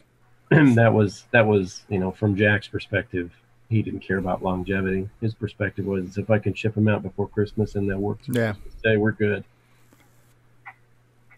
Made it past the warranty. No, Kevin, it's all good. Kevin says sorry to derail. Now you didn't derail because I completely missed it the first time, but yeah, we are having fun. The After Dark show is all about being loose and fun, but I do agree too. You know, if you want to encourage the youth of tomorrow to join vintage computing festivals, then perhaps strippers is not the best thing to help promote that cause. So, who's on the road? Oh, that would be David. David Ladd. David, you got to oil your blinker. You need more blinker fluid soon. Ladies and gentlemen, Mr. David Ladd and the Turn Signal Orchestra. Yeah, David, look in your rear view mirror. It doesn't get actually, if you want to get more younger people into this thing, then don't have so many old farts talking about the bad or good old days. And we could do away with Social Security talk as well. Mm-hmm. Oh, jeez. Mm-hmm. So the next event on the horizon is Tandy Assembly. Right. I think a lot of us here are going to be there. Or planning to, or hoping to be there. Jason's going to be there. I'll be there. Boyson's going to be there. Retro Innovation's going to be there. CoCo VGA will be there. Grant Leighty will be there. Eric, you're going to be at Tandy Assembly? Yep, I've already paid for a table. Okay, excellent. Yeah, I'll be there too, Stevie. Yeah, Paul Fiscarelli will be there. Wow. Yeah, so I believe most of the panel will be there. I'm hoping and praying to be there. So David Ladd, are you going? He's off blinking. Oh, I muted my mic. Are you going to try to go, David, to Tandy Assembly? I don't know. Okay. Did you go last year? Negative. No, Okay. because that was during some other stuff. Got it. That's a definite maybe. Well, I know that Randy Kindig was there at the show, VCF, last week. He said that they're, they have a different venue. I think they have 32 tables of capability. I think he said they currently have filled a significant subset of them. So I don't know if they're getting close to the end on tables or what, but if you're looking to get an exhibitor table, then you probably ought to put your request in relatively soon. So he was really excited about having Stuart Chaffee there. Oh, of course, yeah. I'm think, really excited for that. I think folks were, the tone there was probably the only regrettable tone that was expressed during some of the conversation, at least I was privy to, was that I think John Linville's kind of miffed because, or not miffed, but kind of bummed because he's not going to be. He's one of the founders, one of the originators of it, and yeah. It sounds like currently he's got some business required function that he has to be at during that time frame, so he won't be able to attend. But they were planning that he was going to figure out a way to finagle his schedule so that he could show up. Yeah, I mean, when I found out at the last days before I was planning on leaving to go to VCF that I couldn't make it, I literally cried. I was that upset that I was like, I don't cry over many things, but I cried over the fact I couldn't go to VCF. I was like, man, I really want to see this event. Mm-hmm. So I can get it when it's especially if it's something that you help pioneer, Mm-hmm. So my understanding though is, for those who remember last year's show, it's at a different location. Randy feels that the power situation should be much improved from last year. I know there was a significant challenge around power distribution at the last year's Tandy Assembly, so hopefully that will not be a challenge. I have not seen the interior of the venue. My assumption is it's bigger than the one at Chillicothe, but okay. At the very least, power should not be a problem. I know Alan Hightower last year, it was a real challenge for him in his display because he couldn't get all of his Tandy PC-based units to boot up at the same time. It knocked out the breaker on that side of the room. Yeah. Yeah, it was Tandy 2000 that he had to leave offline. Yeah, and I think that affected you, didn't it, Stevie? You were on the same breaker. I don't remember. I know a few people went in and out.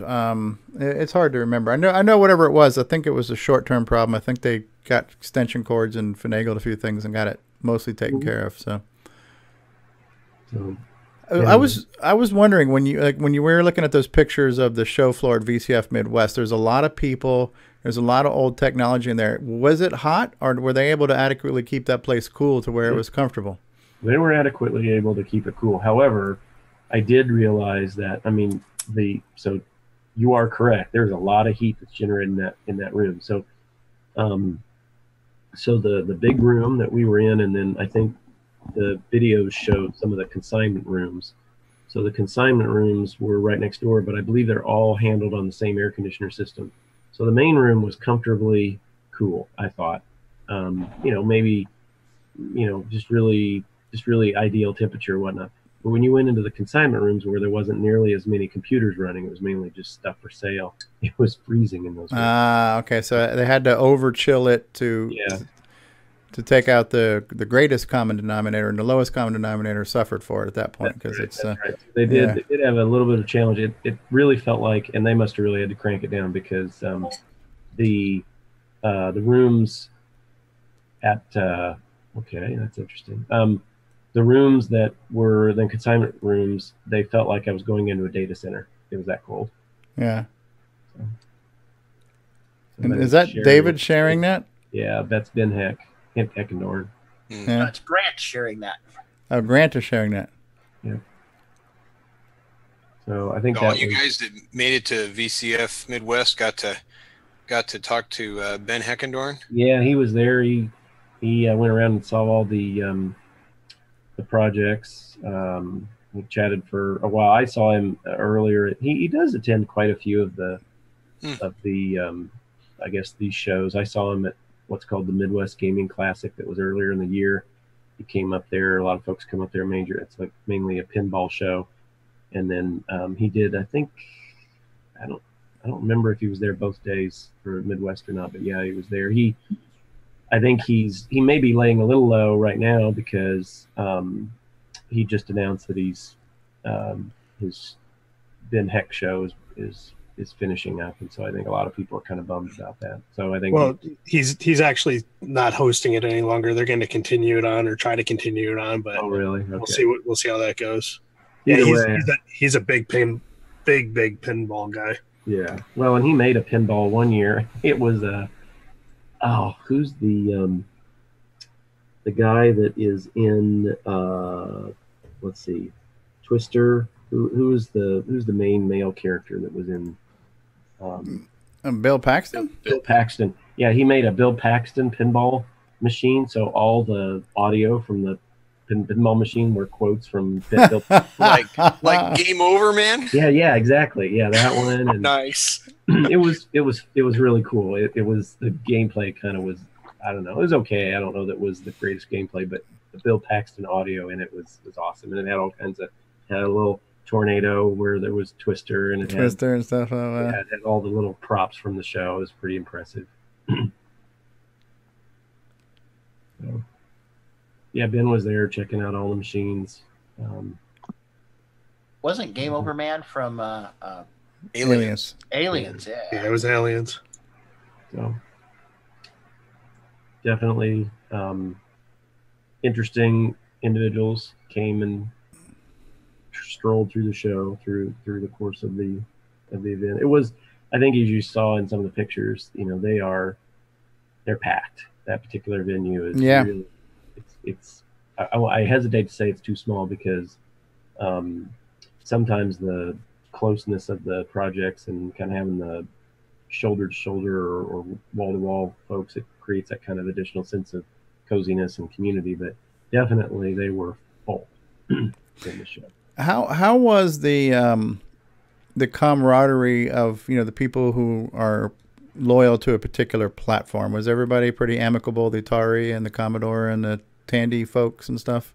Yeah, James Wilkinson was manning some of the scat booths, and he came over part of the time. He's got a bunch of Commodore stuff. He came over and we were talking about projects, trying to figure out some stuff and whatnot. So there tends to be a lot of overlap. I would say that the Atari folks and Commodore folks, there's a lot of community there. I would say that the CoCo folks, the TRS folks, and I think some of the kind of Unix or kind of workstation type folks, there seemed to be a lot of community there. The Mini folks, kind of all the different brands of Minis, there was some community there. But the ZX folks, I wasn't sure. They seemed maybe they were a little bit off by themselves, and the TI folks seemed like they might be a little bit off by themselves. So I think depending on what community was, there was a lot of overlap, but maybe not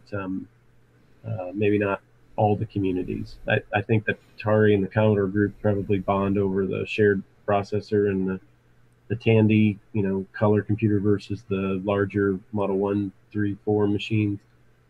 It's the same manufacturer, and I think the Tandy folks, the non-color computer folks, and the S100 bus folks, I think the CPM kind of hook kind of keeps them together. So I think it probably has to do more with, is there some sort of shared technology or operating system or software or whatever that can tie multiple communities together? And the TI is kind of off in its own kind of world, and I don't remember, the ZX was a Z80 based machine, but it's not CP compatible, and so it probably doesn't have a lot of overlap with some of the other machines. Hopefully, these kind of shows foster more of that community, folks coming over and saying, oh, there's a ZX Spectrum next, let me learn more about it and whatnot. I don't think anybody was, the show was absolutely not a Atari's awesome and CoCo. Yeah, okay. Yeah, so that's because the CoCos beat everybody else hands down. Okay, mister, let's go ahead and twiddle our bits for sound and graphics. When you get ready, I'll throw a SID chip at you and you can enjoy some sound. Yeah, all right. Real sound, mind you. That's right. I didn't see a lot of Apple folks there this year, which is kind of interesting. Usually we have a good contingent of Apple. They all went to VCF East. Is that it? Okay. Yeah, that's what Tom C was saying. Is it was like an all Apple show and some Atari. Okay. Well, we did see a handful of Mac Classics and Apple Lisas and a 2GS. So we did see some Apple products. So Apple IIc. So there was some Apple on the floor. Mm-hmm. It was. But it was sprinklings though. It was kind of peppered in. Mm-hmm. Yep. And CTIUG, what is that? The Chicago TI Users Group. Okay. I don't remember, Grant, maybe you do. I don't remember if they had a booth, or I know there were folks from CTIUG that were there because they commented on it, but I don't know if they had a booth or not. It's an interesting show. I do tend to like shows. I mean, not the CoCo Fest and like World of Commodore in Toronto and Convex and CRX in Vegas aren't good shows, but I do like, I just philosophically, I like the idea of a multi-platform show. Yeah. I think it draws a few more people. And I think as you walk around the show on a Saturday evening or Sunday or whatever, and you are, if you're a color computer enthusiast, you can go through and say, oh my goodness, look at that. There's a whatever platform. And gee, that looks like that would be no big deal to either target a CoCo or maybe I could develop something that's kind of like that, or that doesn't seem like such a great idea for our platform, but something similar to it might be a great benefit to the community. It just is a nice cross-pollinator in my opinion. Yeah, definitely. That's kind of like what our Florida Retro Club is like. I've been to a few of the meetings, and you see a great cross-section of systems. Now, none of them are quite as vintage as like your Vaxes and some of those old PDP stuff, but we're going back to one of the guys had an old Xerox-based CPM machine that ran on 8-inch floppies, So we'll get stuff like that. But there's Commodore guys, there's Apple guys, there's people with TRS-80s. I became the CoCo guy, and I got a bunch of people with CoCo fever, and a lot of people started buying up CoCo products after I demoed the CoCo 3. So it was kind of cool to see this whole cross section there, and that's a little bit closer to home for me. It's like 2-hour drive, so you can do it in a day. And I did like the diversity of it, and you learn stuff. Yeah. So, and I also like like we spent some time on that television machine. Yeah, I have no desire to collect game consoles. There's a bunch of them. They're getting to be really expensive, and I just that's just not something that floats my boat. But I love going and seeing those machines, if for no other reason, just kind of from the archaeology standpoint to look at it, digital archaeology standpoint to look at it and say, oh my goodness, who in their right mind thought a machine the size of a food tray was going to actually make sense? Yeah. It was interesting how everything was coupled together, but logistically, it's hard to imagine how you're going to make that work. Nuts. And every year there seems to be something like that. Somebody brings just some off the wall, didn't even know it existed, or very, very, very, very few of them available, and somebody brings off, and it's cool for them. They get to crow about how this really special piece of history, but for a lot of us, we just sit there and we're like, oh my goodness. You know, first of all, you can see why it didn't make it in the marketplace, and second of all, you know, sometimes you're surprised that things even lasted as long as it has, because they're you know, some of them are just truly poor designs, and they would never have stood up to, you know, the daily grind of young kids playing with a or whatever. Yeah, it's hard to imagine there was that time where, you know, having a computer and being able to possibly get a computer in the home and compete in that space, and how fragmented that market was, that we had all these different systems made by all these different companies, and none of them were really compatible with anything but themselves. Mm-hmm. But there were so many, and everybody was trying to get a piece of that pie.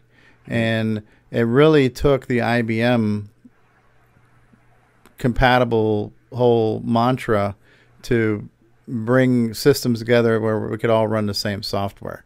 You know, and that became like the one ring to rule them all. But before then, you had all these disjointed, dissimilar systems, and everybody wanted to get in on it. Some of them succeeded. Obviously, you know, Commodore, history has proven that Commodore, Apple, Atari all had a good run.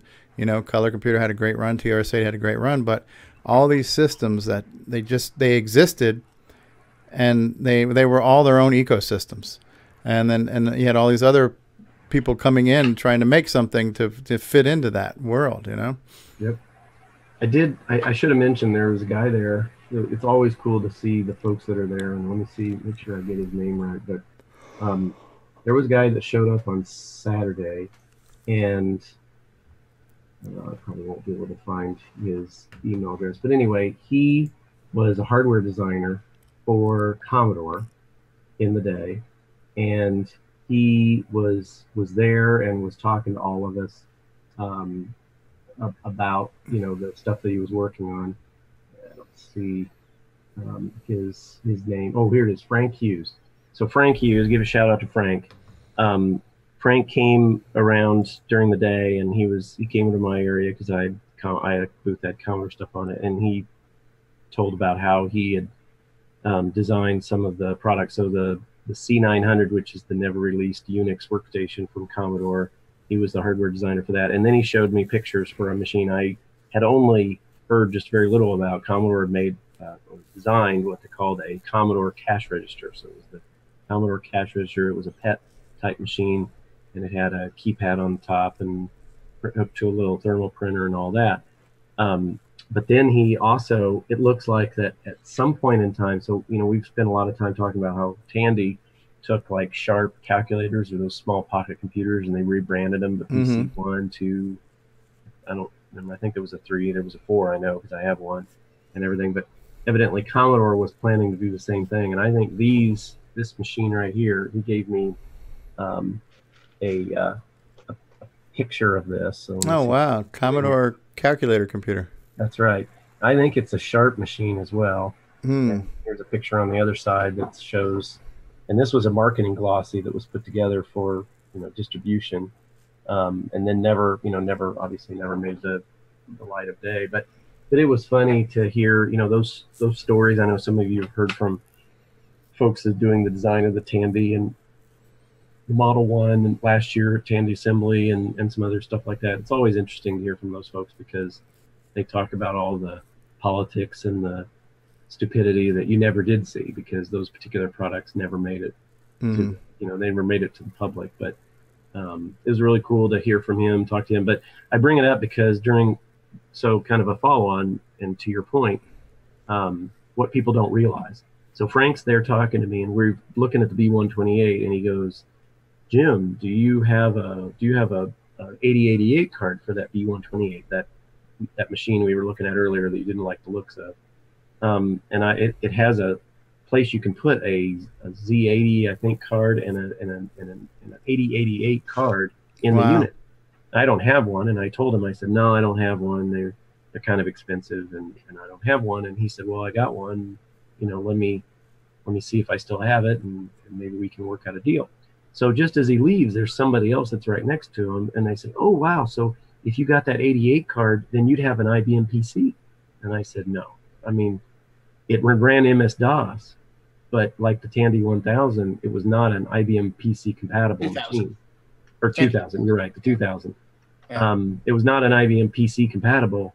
It was just an MS-DOS capable machine. There was very little that was the same between the PC and this particular machine with an 8088 card in it. Gotcha. People don't think about that nowadays. They think anytime you say Intel processor, that, you know, of course now the Macintosh, for the DOS time, and Windows. yeah, DOS and Windows is a sure thing. It'll definitely run on there. At that time in the early 80s, there were a lot of MS-DOS compatibles, but not necessarily PC compatibles. Right. At Hebrew, we had a televideo box that used the televideo terminal, and it was an MS-DOS compatible machine that we ran DBase 2 on, and I ran WordStar on it and did a lot of the advertising copy with a program called Fancy Font that would output letter quality text on an Epson dot matrix printer, and I did a lot of the early catalogs with that before we got an Apple Laser Writer and a Mac. Mm-hmm. And there were a lot of machines like that back at that time. There were, and I'm not saying that this was the only one. In fact, I would say this is one of the very, you know, ones that people nobody knew about. But just the idea that somebody, and it was a younger person walking up, they just didn't have any concept. There was a time where there was a machine that had a PC processor in it that was not compatible with the IBM PC. Right. It's just like there's a lot of computers that ran off of the 6502, but they're not all compatible, or the Z80, right? So, no, that makes sense. No, so that's the one where it was the Commodore one with the arrow keys up in the top row where the function keys were. Yeah, I thought that was kind of a funky looking machine. But you're saying you could have put an 8080 and a Z80 in there, like it had an internal expansion bus? It did. It has an internal. You can put an 8088, so an IBM, like a Intel x86 processor. Okay, 8088, yeah, the original PC processor. That's right. Okay. And you could also, I believe, put a Z80 in there. Wow. So you could run CPM, or you could run. There is a version of MS-DOS that will run on that particular unit. And you could basically format floppies and create directories and do dir, and that would be about it, because there's no software to run on it. And it wouldn't run. I mean, the drives it used were the PET drives, so those are not NMFM drives. I had a friend that had a Tandy 2000 and let me play with it. And it's like, if you use the interrupt routines to like write stuff out, it works great. But if you try to do any like direct screenwriting and all that, or direct BIOS calls, it's true. Balls on his face. That's true. Well, and the 2000 was machine that was primarily an 8088 machine, so the interrupt routines and all that, it made sense. But in the B series, the B machine is a 6502 based machine, and so the 8088 was kind of tucked over in the corner. And the way it works is that you call an interrupt routine, and then the 8088 stacks all the relevant data, and then it calls the 6502 to do the work.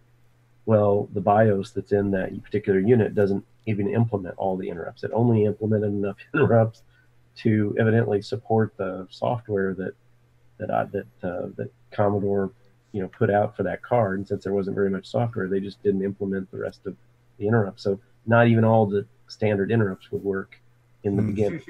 I think the individual has gotten, the folks working on is Mikkel, I think Pleben is his name, and he's working on implementing the rest of them. But just that's the kind of state of affairs back in the day. Wow. The Tandy 2000 was an 80188 machine.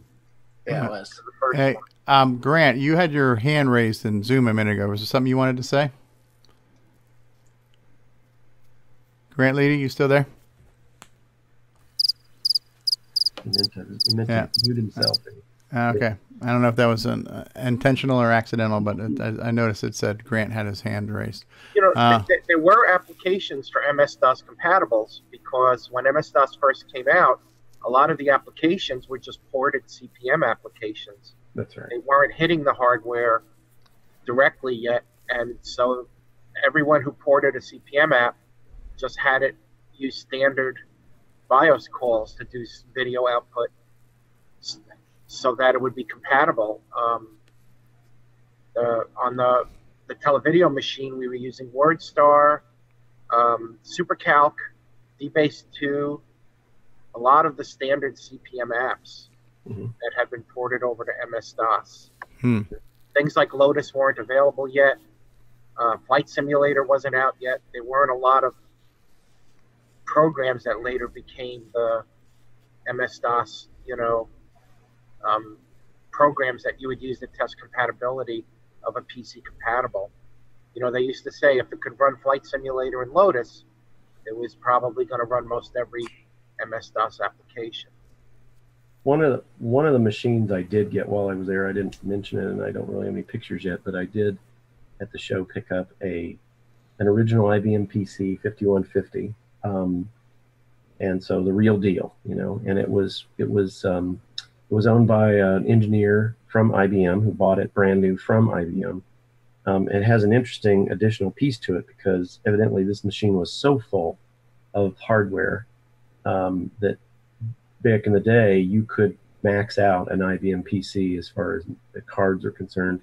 And so for those super demanding users, IBM made what's called the 5161 expansion box. So it's kind of like a peripheral expansion box for a TI. It looks exactly like an IBM PC with the kind of sloped ivory front and whatever. But it's got this huge cable that it has something that plugs into the bus on the PC, and then the cable comes out the back and plugs into the same kind of thing on an expansion bus in the 5161. So this particular machine is really decked out. And wow. So I was kind of impressed to be able to pick that up. It's sitting in boxes. I haven't even unpacked it from the show, but I'm hopeful to take a look at it and kind of understand what was in there. Evidently the engineer from IBM used it up until 1992, which was quite a long time for a PC, which, PC came out in 83 or 84. So anyway, I agree. There were a lot of, I guess my thinking is, and it's very hard to explain to people at a show like this, but just think about back in the day. I mean, not only did you have to get some software, you had to get it on physical media. So you had to get it on 5 1/4, and it couldn't just be 5 1/4s because they weren't all the same. So there was 5 1/4 360s, 5 1/4 170s, 5 1/4 1.2, and then it was 3 1/2. There could be 2 different sizes of 3 1/2, or maybe more, and it could be Macintosh or PC compatible. And then of course, even within all that, you had to get one for the Z80 machines. You'd have to get hard sector or soft sector, even though they were all 5 1/4 inch discs. And then you had to get single-sided versus double-sided. And did you have a North Star Horizon, or did you have a Kremenko Z80 based machine, or did you have some other S100 based machine, or did you have one of the home computer type machines like the CoCo or the Commodore 64? I mean, if you wanted to write a piece of software, you had just to write the same piece of software, even if you use the same CPU, you had to make a MS-DOS compatible version for the Tandy 1000. You had to make an MS-DOS version compatible for the IBM PC. You had to make one for the Compact potentially. You had all these different MS-DOS kind of workalikes that you had to make the software for. I'm surprised that any of us managed to get any of the software correctly purchased for our PC back in the day. It was nonsense. I mean, now we've never had it so good. You can, you go in, and no matter what it is, you can download it online. And there was software that would translate between formats. Hi, it's Ron Delvaux, Timberman, and this is CoCoTALK. At Gsoft, we make games for the TRS-80 color computer, TRS-80 MC10, and Dragon computers. Our basic games cover the range of genres from arcade, to text adventures, to simulations, to 3D dungeon crawls. This is our latest puzzle game from Japan, Fruit Panic. So come on and drop by our website and download our latest games. What's going on, everybody? Stevie Stroh, and I want to say thank you for continuing to watch and listen to CoCoTALK. We love doing this show. We think we put together a pretty good show for you, but this show could be better with your help. So if you would like to send a feedback, a comment, a suggestion, a show topic, or maybe even your own little segment or bumper, then send it to us via email to CoCoTALK@CoCoTALK.live. This show would be nothing without you. Love to hear from you. I think it was called Anadisk, and there were a couple others. that you could put a K-Pro disc in a PC and copy files off of it. You couldn't use the software necessarily, but you'd be able to take your WordStar or DBase files over. We used the serial port to bring our DBase software over from the not the K-Pro, an MSI. We had an MSI 8080 with a Z80 card that we ran the company on at Zebra, and we used the serial port to bring that over to the televideo, and then the televideo ran the software that we ran the business on that did all the invoices and shipping labels. It's like a whole concoction of kludges. I know. That was the thing. I'm just thinking about but Stuart had years invested in writing that DBase 2 software, and he wasn't just going to throw it out the window. And it ported right over with almost no changes. Yeah. I just think there's, unfortunately, in one of these shows, there are people who come to the show and they are really interested in understanding the day in the life, right? A day in the life of, and they sit down at a Commodore or a CoCo or a TI or a Apple and they say, I'm going to type some code into this. And that's part of it, I guess. But the whole idea of, you and your neighbor, you had no specific guarantee that your person that you had, your friend down the street that was going to put the recipe list together, you had no guarantee that they were going to bring it over in something that you could even read or use or whatever. I just think that it's unfortunate that there's no real way to kind of give that whole full flavor of it, because the kids sit down sometimes and they type away on the computer and they say, well, Dad, that's not so bad. I can type on it. And you're thinking, yeah, but that was only part of it, right? There was all the rest of this that just, and there were software that you could use to convert. There was ways to get it. You could upload it to a BBS and download it on another machine. I mean, there was all kinds of things that we used to do, but just saying them out loud sounds laborious. Yeah. And that's kind of how I feel about doing anything nowadays. It's like I'm in the retro hobby, but it is a hobby. And I am not I'm nostalgic for the machine and the software and the experience, but I'm not nostalgic for the flustercluck that went along with doing everything on those machines. So the minute you start saying, well, you can use this adapter to do this, and you can use this software to convert this, I'm like, F all of that, because we're not in 1980 anymore. I want an easy way to do it. And if there's not an easy way to do it, I'm just not going to do it. But that's me. You know what I mean? But back in the day, you would often ask around, what system do you have? What system do you have? Yeah. What system do you have? And you would try to buy a system that was compatible with the most number of people. Or solve the problem. Unless you were one of the leaders, like I was the first person I knew to buy a home computer. And people came to me and asked me, what do you have? Should I get the same system? And back then, I liked the TRS-80. I said, yeah, but just realize you're not going to get color graphics and there's no sound unless you put an AM radio up next to the keyboard unit. Yeah. I knew the guy that wrote that software, the TRS-80 Opera. I can't think of his name anymore. He did a Burger King commercial. He was an actor. He had red hair. He's a nice fella. And he wrote that software that played those opera songs like Flight of the Valkyrie on an AM radio if you held it up next to the keyboard of the TRS-80. Yeah. That's what you did back then. You got what your friends had, and you joined the local users group, and that's how you got software, because users groups had public domain libraries, and people would often type in software from magazines and trade it with each other. So what was the name? There was that very famous magazine for the Commodore. Ahoy? Compute Gazette. Yeah, and Compute had a lot of software. And the guys were always trading Compute. Everyone would pick a different piece of software from each issue and type it in, and then they trade it with each other. I didn't get a Commodore until like 5 or 6 years ago, but I worked in stores that sold them. So I would still trade the software because I would use that to sell machines. I'd say, hey, if you buy the computer and the disk drive and this box of 10 diskettes, I'll fill those 10 diskettes up with software for you. And it was all the public domain stuff that I could do that with, not the commercial stuff. Mm-hmm. I couldn't do that from a retail store, but I could definitely give them public domain software. Sure. And for the PC, there was that whole, I can't think of the name anymore.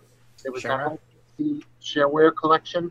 There was they were branded. They were like a particular, each disc had a number, and there was a catalog. And I worked for a guy that sold PC compatibles also, and I would sit there and just duplicate diskettes for his customers. They'd buy a system, and he'd give them 5 diskettes, and I would give them like PC Write and PC File and some games and some other things so that they had some starter software for their computer.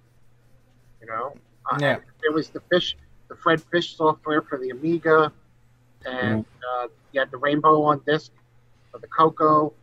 There were all these different ways of getting shareware software. Right, but the process is the old way of doing things is what I am not a fan of doing now, because we don't have to. There was a time when it was a necessity, and I'm not a fan of doing unnecessary things in the 21st century. Was kind of my point.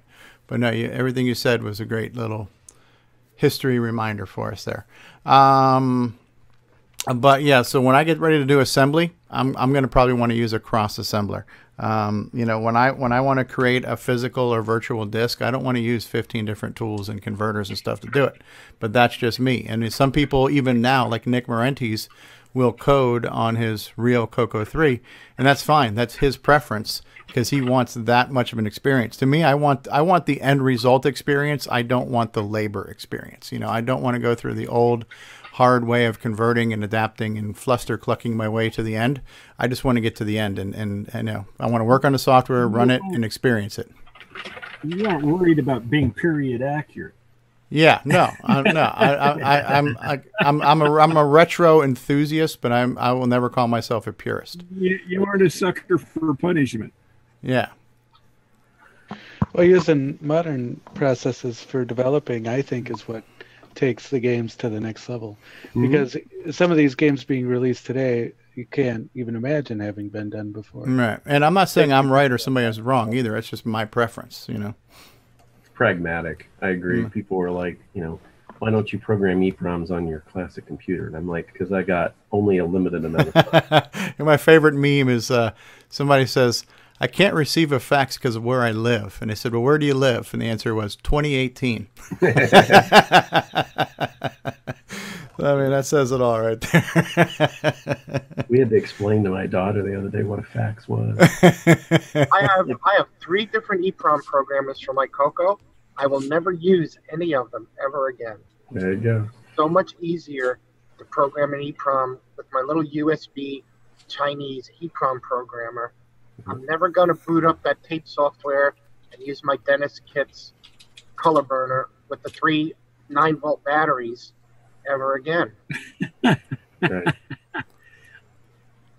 You know, it's difficult sometimes to, and even at the show, sometimes, you know, the parents will stop by, and it's just funny because the parents will stop by and they'll be like, oh man, I used to have a, you know, whatever it is. And then their kids will be tagging along, and some of the kids are, you know, relatively young, and they'll be asking questions, and you can just tell that, you know, it's like they went up to the one screen and they started poking on it, you know. And the dad's like, well, you got to type on the keyboard, and the kid's like, oh man, that is so lame. And he said, the keyboard, how quaint.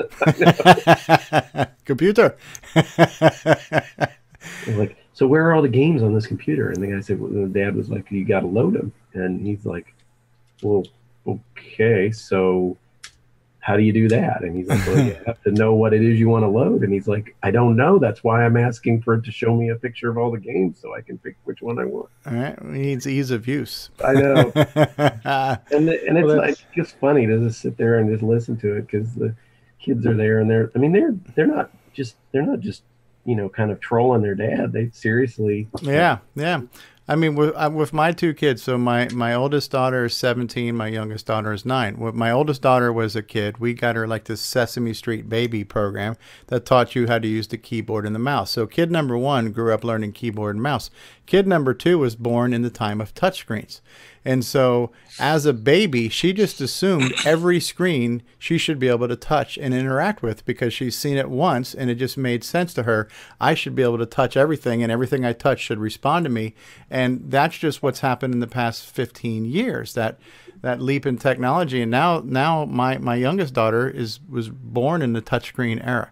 You know, my kids are born of computers. I was born at a time BC, before computers. You know what I mean? So when I was a kid, there weren't home computers until I was almost a teenager. So my kids have grown up with computers, and in my two kids' lifetimes, they've changed dramatically on what they do and how we interact with them. You know.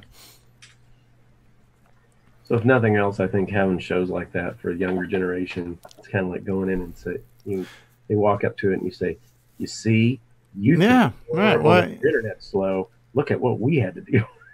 Right? It's like going to the museum and seeing the cavemen with the fire. You know, it's like we used to have to rub sticks together to make fire. You know? There's a great YouTube video. I think it's called "Kids Use Old Computers." Yeah, kids react. Yeah. Yeah. And they try to use an Apple II to load a game, and they can't. Yeah. Can't even figure out how to turn it on. Yep. Well, I didn't mean to hijack your discussion. No, that's fine. We would have had nothing to talk about. So it was fun. I love going. Good times. Yeah. I was really bummed that I couldn't make it, but I'm great we got to experience it secondhand, and hopefully anybody who's watched the shows leading up to this and today's show, if they were on the fence or weren't motivated to go, maybe that will change a few minds and get a few people to go next year, or at least the Tandy assembly. Of next year's VCF yet? What'd you say? What'd you say? He's asking if is there the date for next year? Has that been posted or decided yet? It's let's see, what was it? It was the second weekend in September, right? Is that what it ended up being? Because it's always the same time. I think so. Yep. Looks like it was actually the third weekend, but so it'll be right around the middle of September next year. Okay.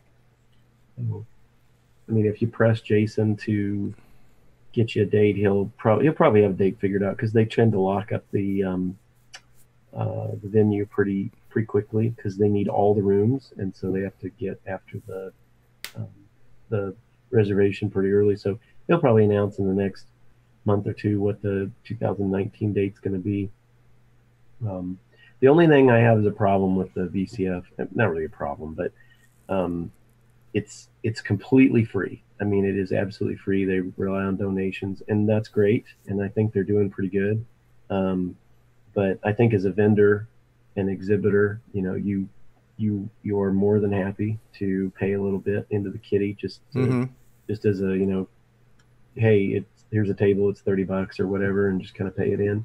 Yeah. But all the tables are free, and it's really nice, and I mean, it's great that Jason does that. But I would hope that he doesn't have any concerns around funding, because I know everybody that went would gladly, you know, sometimes you don't know how much you should give, and so you're like, well, how much should I donate or whatnot? Whereas if you have a table or two, then it's like, oh, it's $60 or $80 or whatever, I'm just gonna hand it over, and it's just, you don't even think about it. Right. So I think, you know, there's a lot of people that come to the show and they exhibit at the show and whatnot, but they may not necessarily contribute financially, and it's okay. Jason said that's fine. He's just looking for donations. He doesn't want to create any expectations for the show, and that's why they don't have it, you know, anything be paid, because they were like, you got what you paid for out of the show, right? But I do want to make sure the show stays on good. I guess make sure it stays on good financial. Right. Right. It would be a shame. Okay. Well, the other question is, how early can you sign up? That one, Jason didn't really, you know, Steve, you saw that as well. Jason didn't really announce for booze until seems like it was a couple months, June, something like that. It wasn't too far in advance. He doesn't get after it right now. He's just like, the only thing he's going to do is get the venue probably lined up for next year, so that he can, and then they basically just forget about things for probably 6 months. So unfortunately, if you're looking to make sure you get a booth, they'll call me for a booth, and so I'll remember that you're interested in a booth, and I'll tell them, you know, save a booth or two for Boyson. Okay. But they don't typically think about it again until maybe March, April 2000, or whatever the next year is. Got it. Yeah. Well, hopefully Tandy Assembly will be a good, another good turnout where we all get together. There is something cool about just getting together, you know? Mm-hmm. Yep.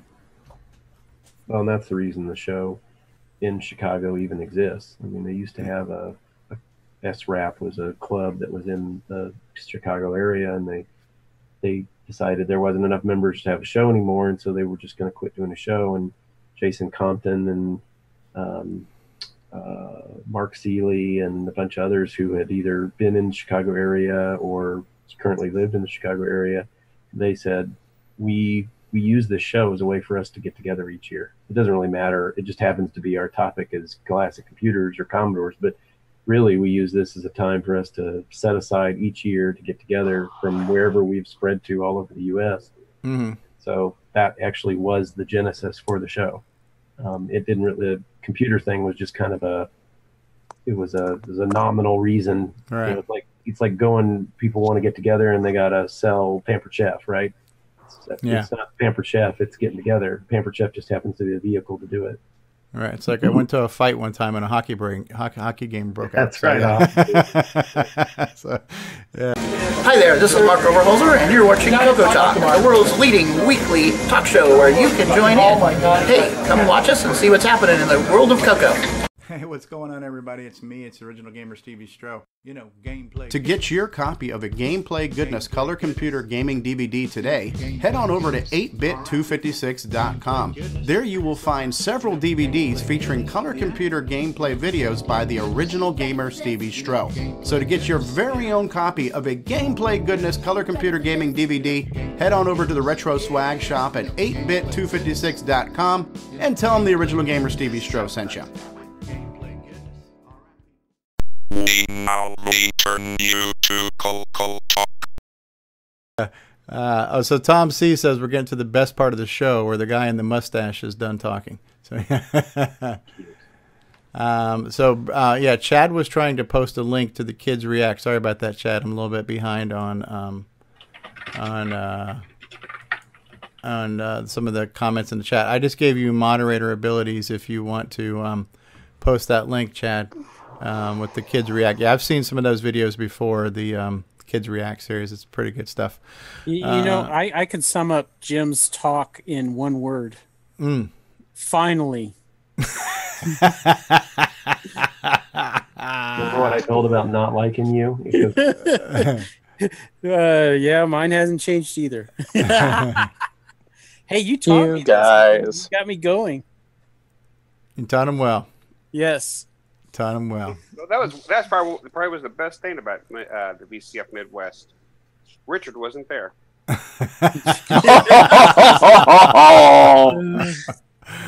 Burn. Wow. Oh, come on now. I was hoping Richard would be there. Oh yeah. If I was there, he was a little bit younger. Remember? Yeah. David, remember? Did you guys find Mini-Me, Richard, or something? Yeah, we found a guy who looked just like Richard. Every time we look at stuff, like, oh, there's Richard. Oh, no, it's not.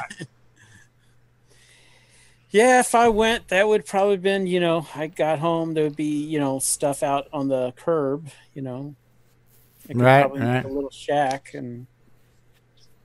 No, she would be on a cruise. She wouldn't be coming back home at all, period. Mm-hmm.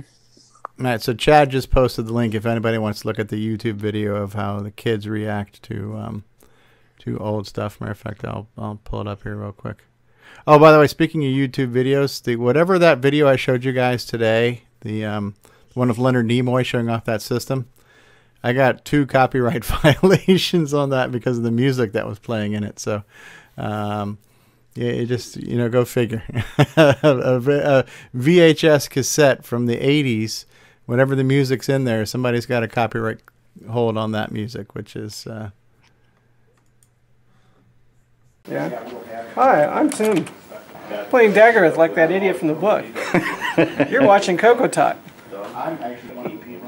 Yeah, those series are kind of cute when you see people react to things. So one of the ones I really liked was watching. They had one where kids react to Motley Crue videos. And then they watched Tommy Lee react to the kids reacting to his videos. It was really funny, And one kid's like saying, well, they keep saying the same things over again. It's kind of repetitive. And he's like, dude, it's called the chorus. That's what a song has. It's got a chorus in it. That's your hook, you know. So it was really funny. So yeah, those are cool series.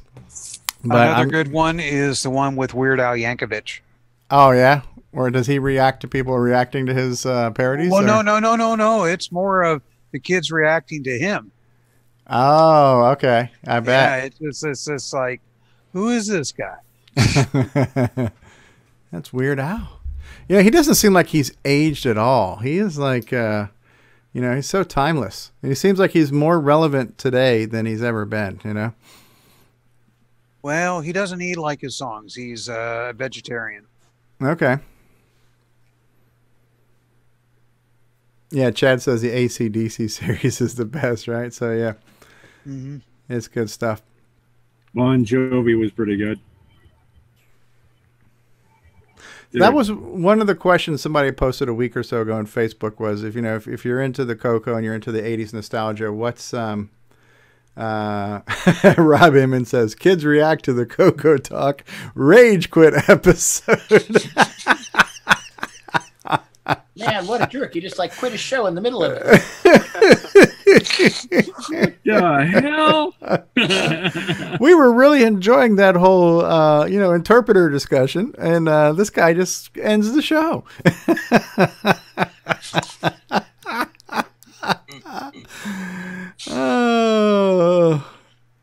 It's Curtis Boyle says this Weird Al character looks like Steve Bjork with the Hawaiian shirt and all. Oh man. Well, we're both from Southern California. Oh my Lord. Have we beat this one to death? Yeah, I like when someone mentions Weird Al and they're not talking about me. No kidding. Oh, now Mark's posting a link. What are you throwing out here, Mark? Something else? That's teens react to Weird Al Yankovic. Let's see if I can find that. David, you're awfully quiet. Meow. I gotta get back to the live stream. Brain away too. Meow. Where's the link? Just use the keyboard. How quaint. I'm trying to find it now. My web pages, I got to go back and forth on these web pages. You could just ask Siri. Hi everybody, this is Siri, Apple's personal assistant and beatbox professional. You're watching CoCoTALK with the original gamer, Stevie Stroh. You're off, Siri. I was here first. One thing about it is that you can see most of the kids know who he is or have heard of him. Yeah. The younger generation still knows who he is. That shows you relevance. He's still relevant. Yeah. Definitely. What was interesting is the song they were playing was one of his more modern ones too, and it wasn't. That was Iggy Azalea. I'm so fancy. Yeah. Yeah, exactly. So he's doing the newer stuff. Yeah. Yeah, if he did something older like My Bologna. Right. He got to the point where in the prime of MTV that his videos were being produced on the same level as the original video that they were impersonating, like the Nirvana one that he did. That was really good. I think he even used the same set and the same old cameras and everything else. Yeah. Yep. Same actors. Chad Cunningham says kids react to brown doggos.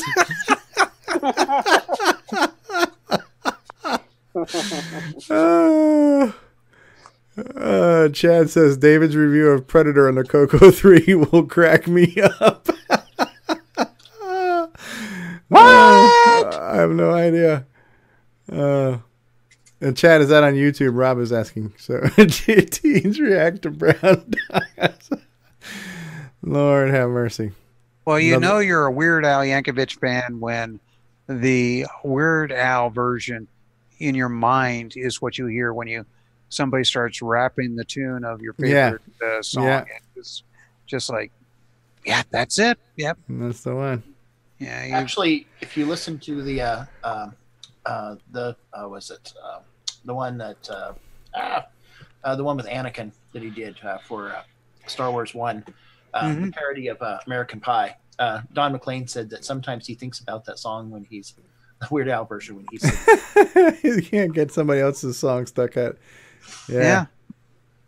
And you know, the same thing has happened with like comedians who do impersonations.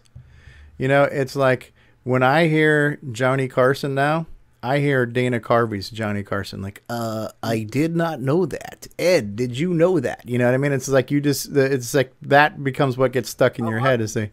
I'm older than you, Stevie, because I hear Rich Little's impersonation. Yeah. So a lot of times it's the impersonator that stays with you.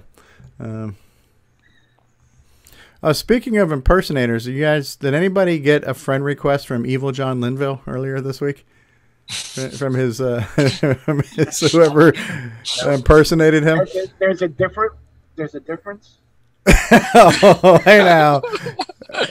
Watch yourself there. No, there was somebody who had a fake account that had the same profile picture of John Linville.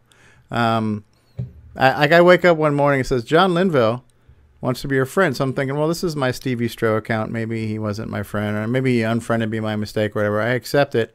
And then I look and I'm like, wait, this person's got like 12 friends. You know, there's no pictures, there's no history.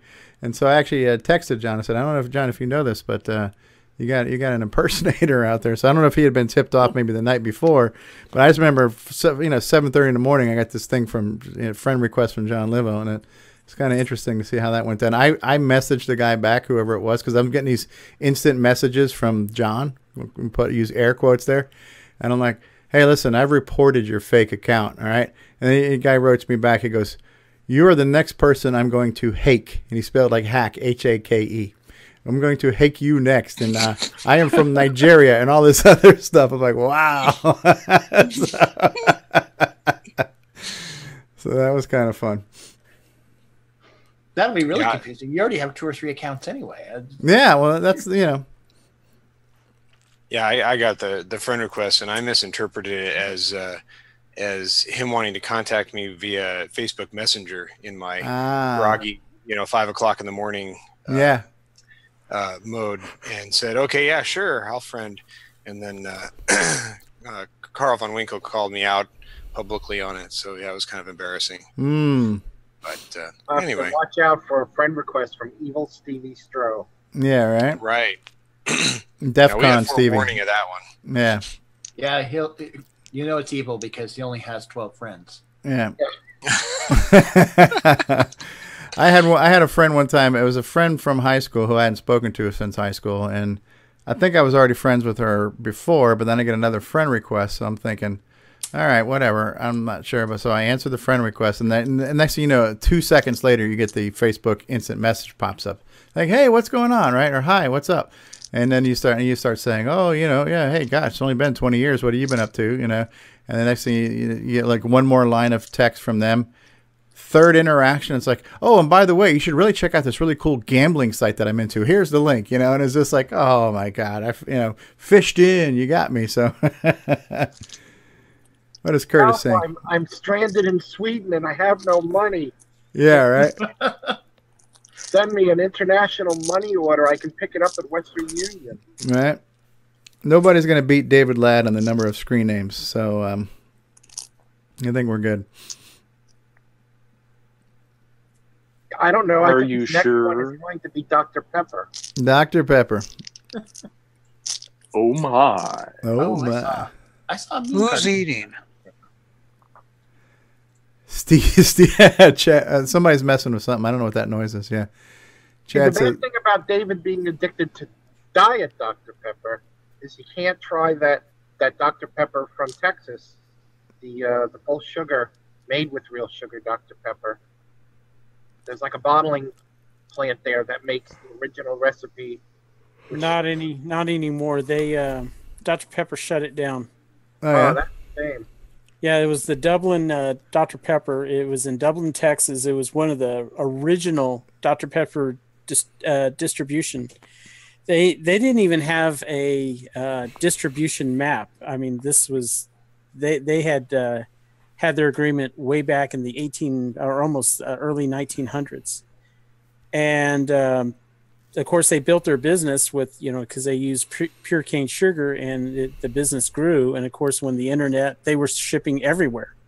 So a lot of the other distributors, Dr. Pepper distributors, started complaining about it, saying, hey, Dublin is taking over some of our business. And so Snapple, who owns Dr. Pepper, told them to cease and desist. They refused, and they went to court, and they lost. So they took away their distribution. They still sell their own soft drinks, but it's their own brand now. It's not Dr. Pepper. Isn't the primary ingredient Dr. Pepper prune juice? I don't know. Because like Dr. Pepper and Mr. Pibb, they kind of almost taste exactly the same, and I thought that it was based off of prune juice. That's where that whole unique flavor came from. Yeah, but I've never tried prune juice. I'm afraid to. Yeah. It's more like a black cherry, I think. Yeah, I don't know. But it was.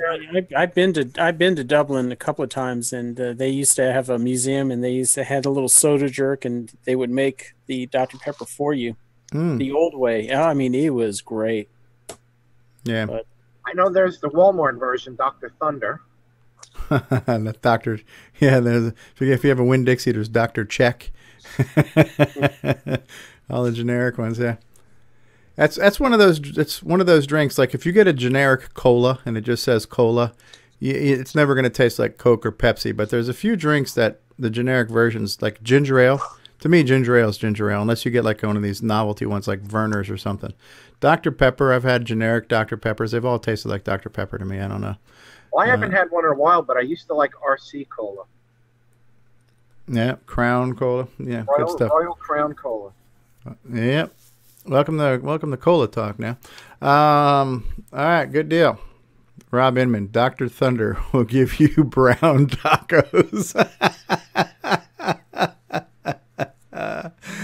Oh, Somebody's going to go there. Yes. What are you posting now, Mark? Is this a link I can click on if I'm getting sued by anybody? Good question. It's a link to a cartoon I saw, a meme cartoon on Dr. Pepper. Okay. She's losing a lot of soda. Do something, Dr. Pepper.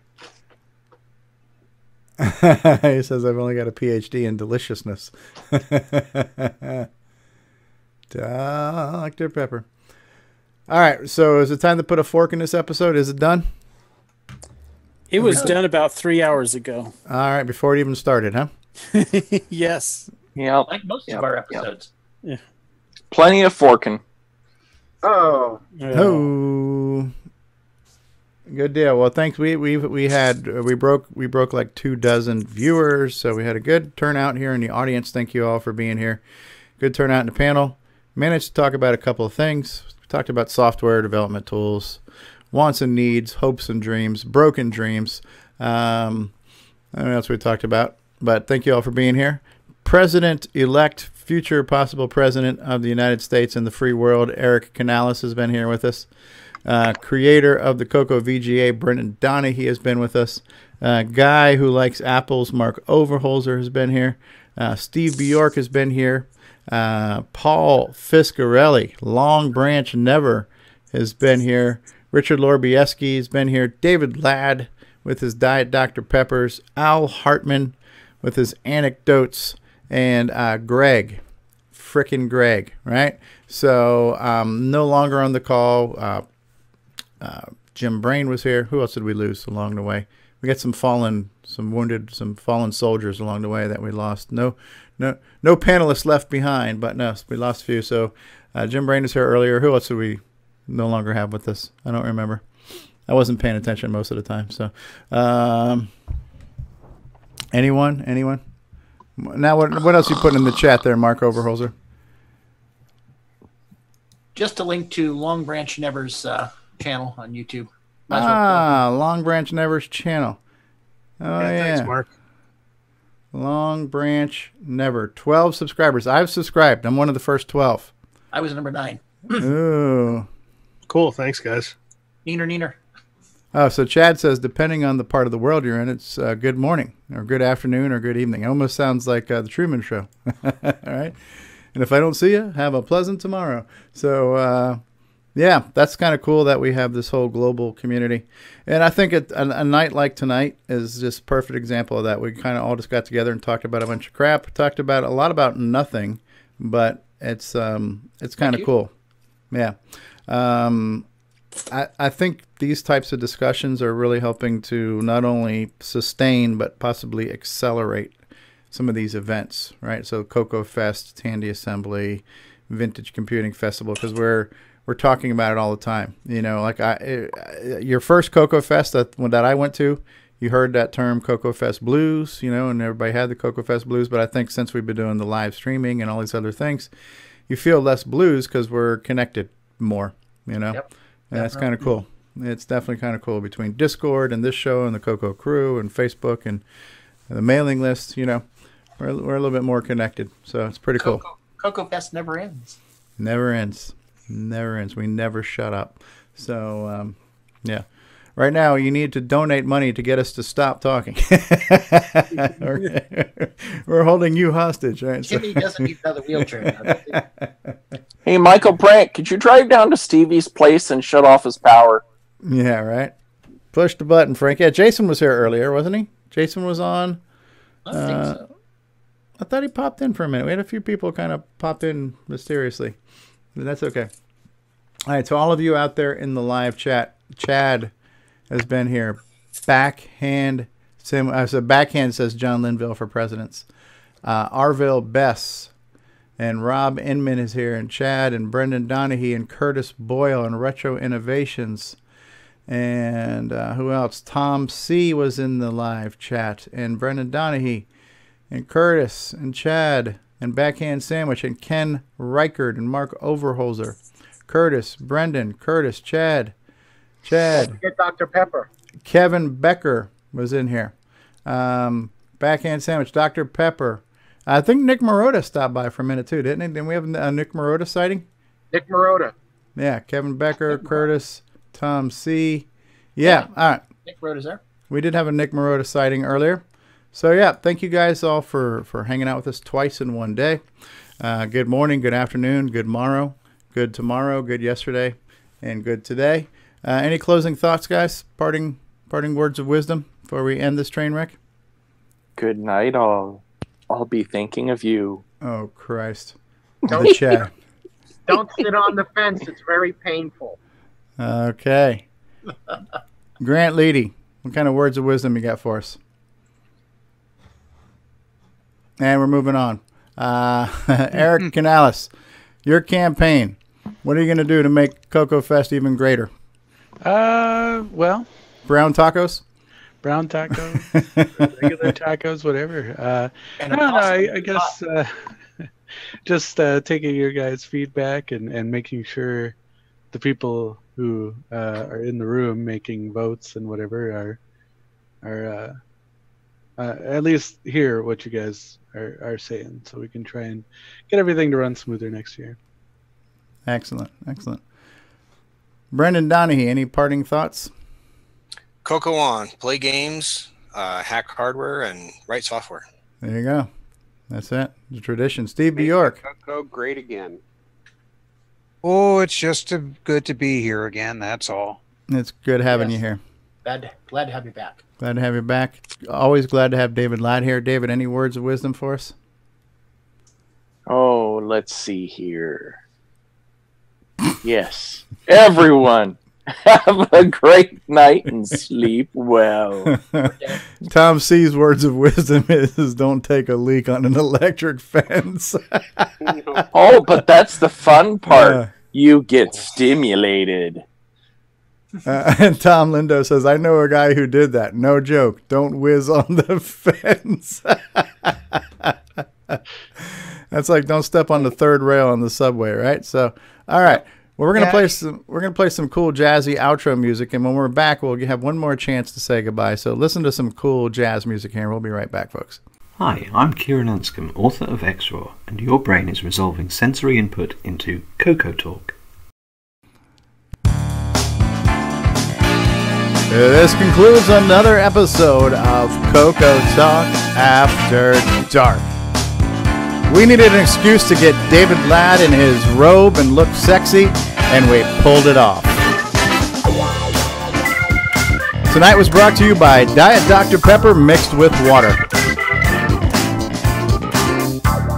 Oh, yeah. Vote for Pedro.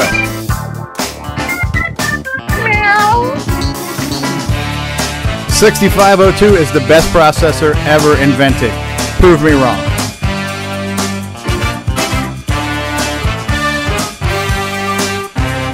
Oh, Stevie, what are you doing later? Ladies and gentlemen, that's creepy David Ladd. Oh, Lordy. Mark over roses. Go ahead, Mark. We're so glad to have you here, David. You are. It wouldn't Why be a is show that? without you. Because you add such great humor. Me? You jest. David is the brown in brown tacos. Oh. CoCoTALK After Dark. CoCoTALK After Dark. There goes that busy signal. We need Alan Huffman back on here. And Richard left. Yeah, Richard Lorbieski left. We miss him. He was a good old boy. We had to put him down though. So, all right, we're gonna put a fork in this one. I'm gonna hit the hang up button. No, you hang up. No, you hang up. All right, so guys, thank you for being here. Thank you for watching. I apologize for anybody who stayed here the whole time and watched the entire show. Mention my name at the therapist and get a good discount. We're pushing it. All right, guys. Good night. Night. CoCo forever. Thanks.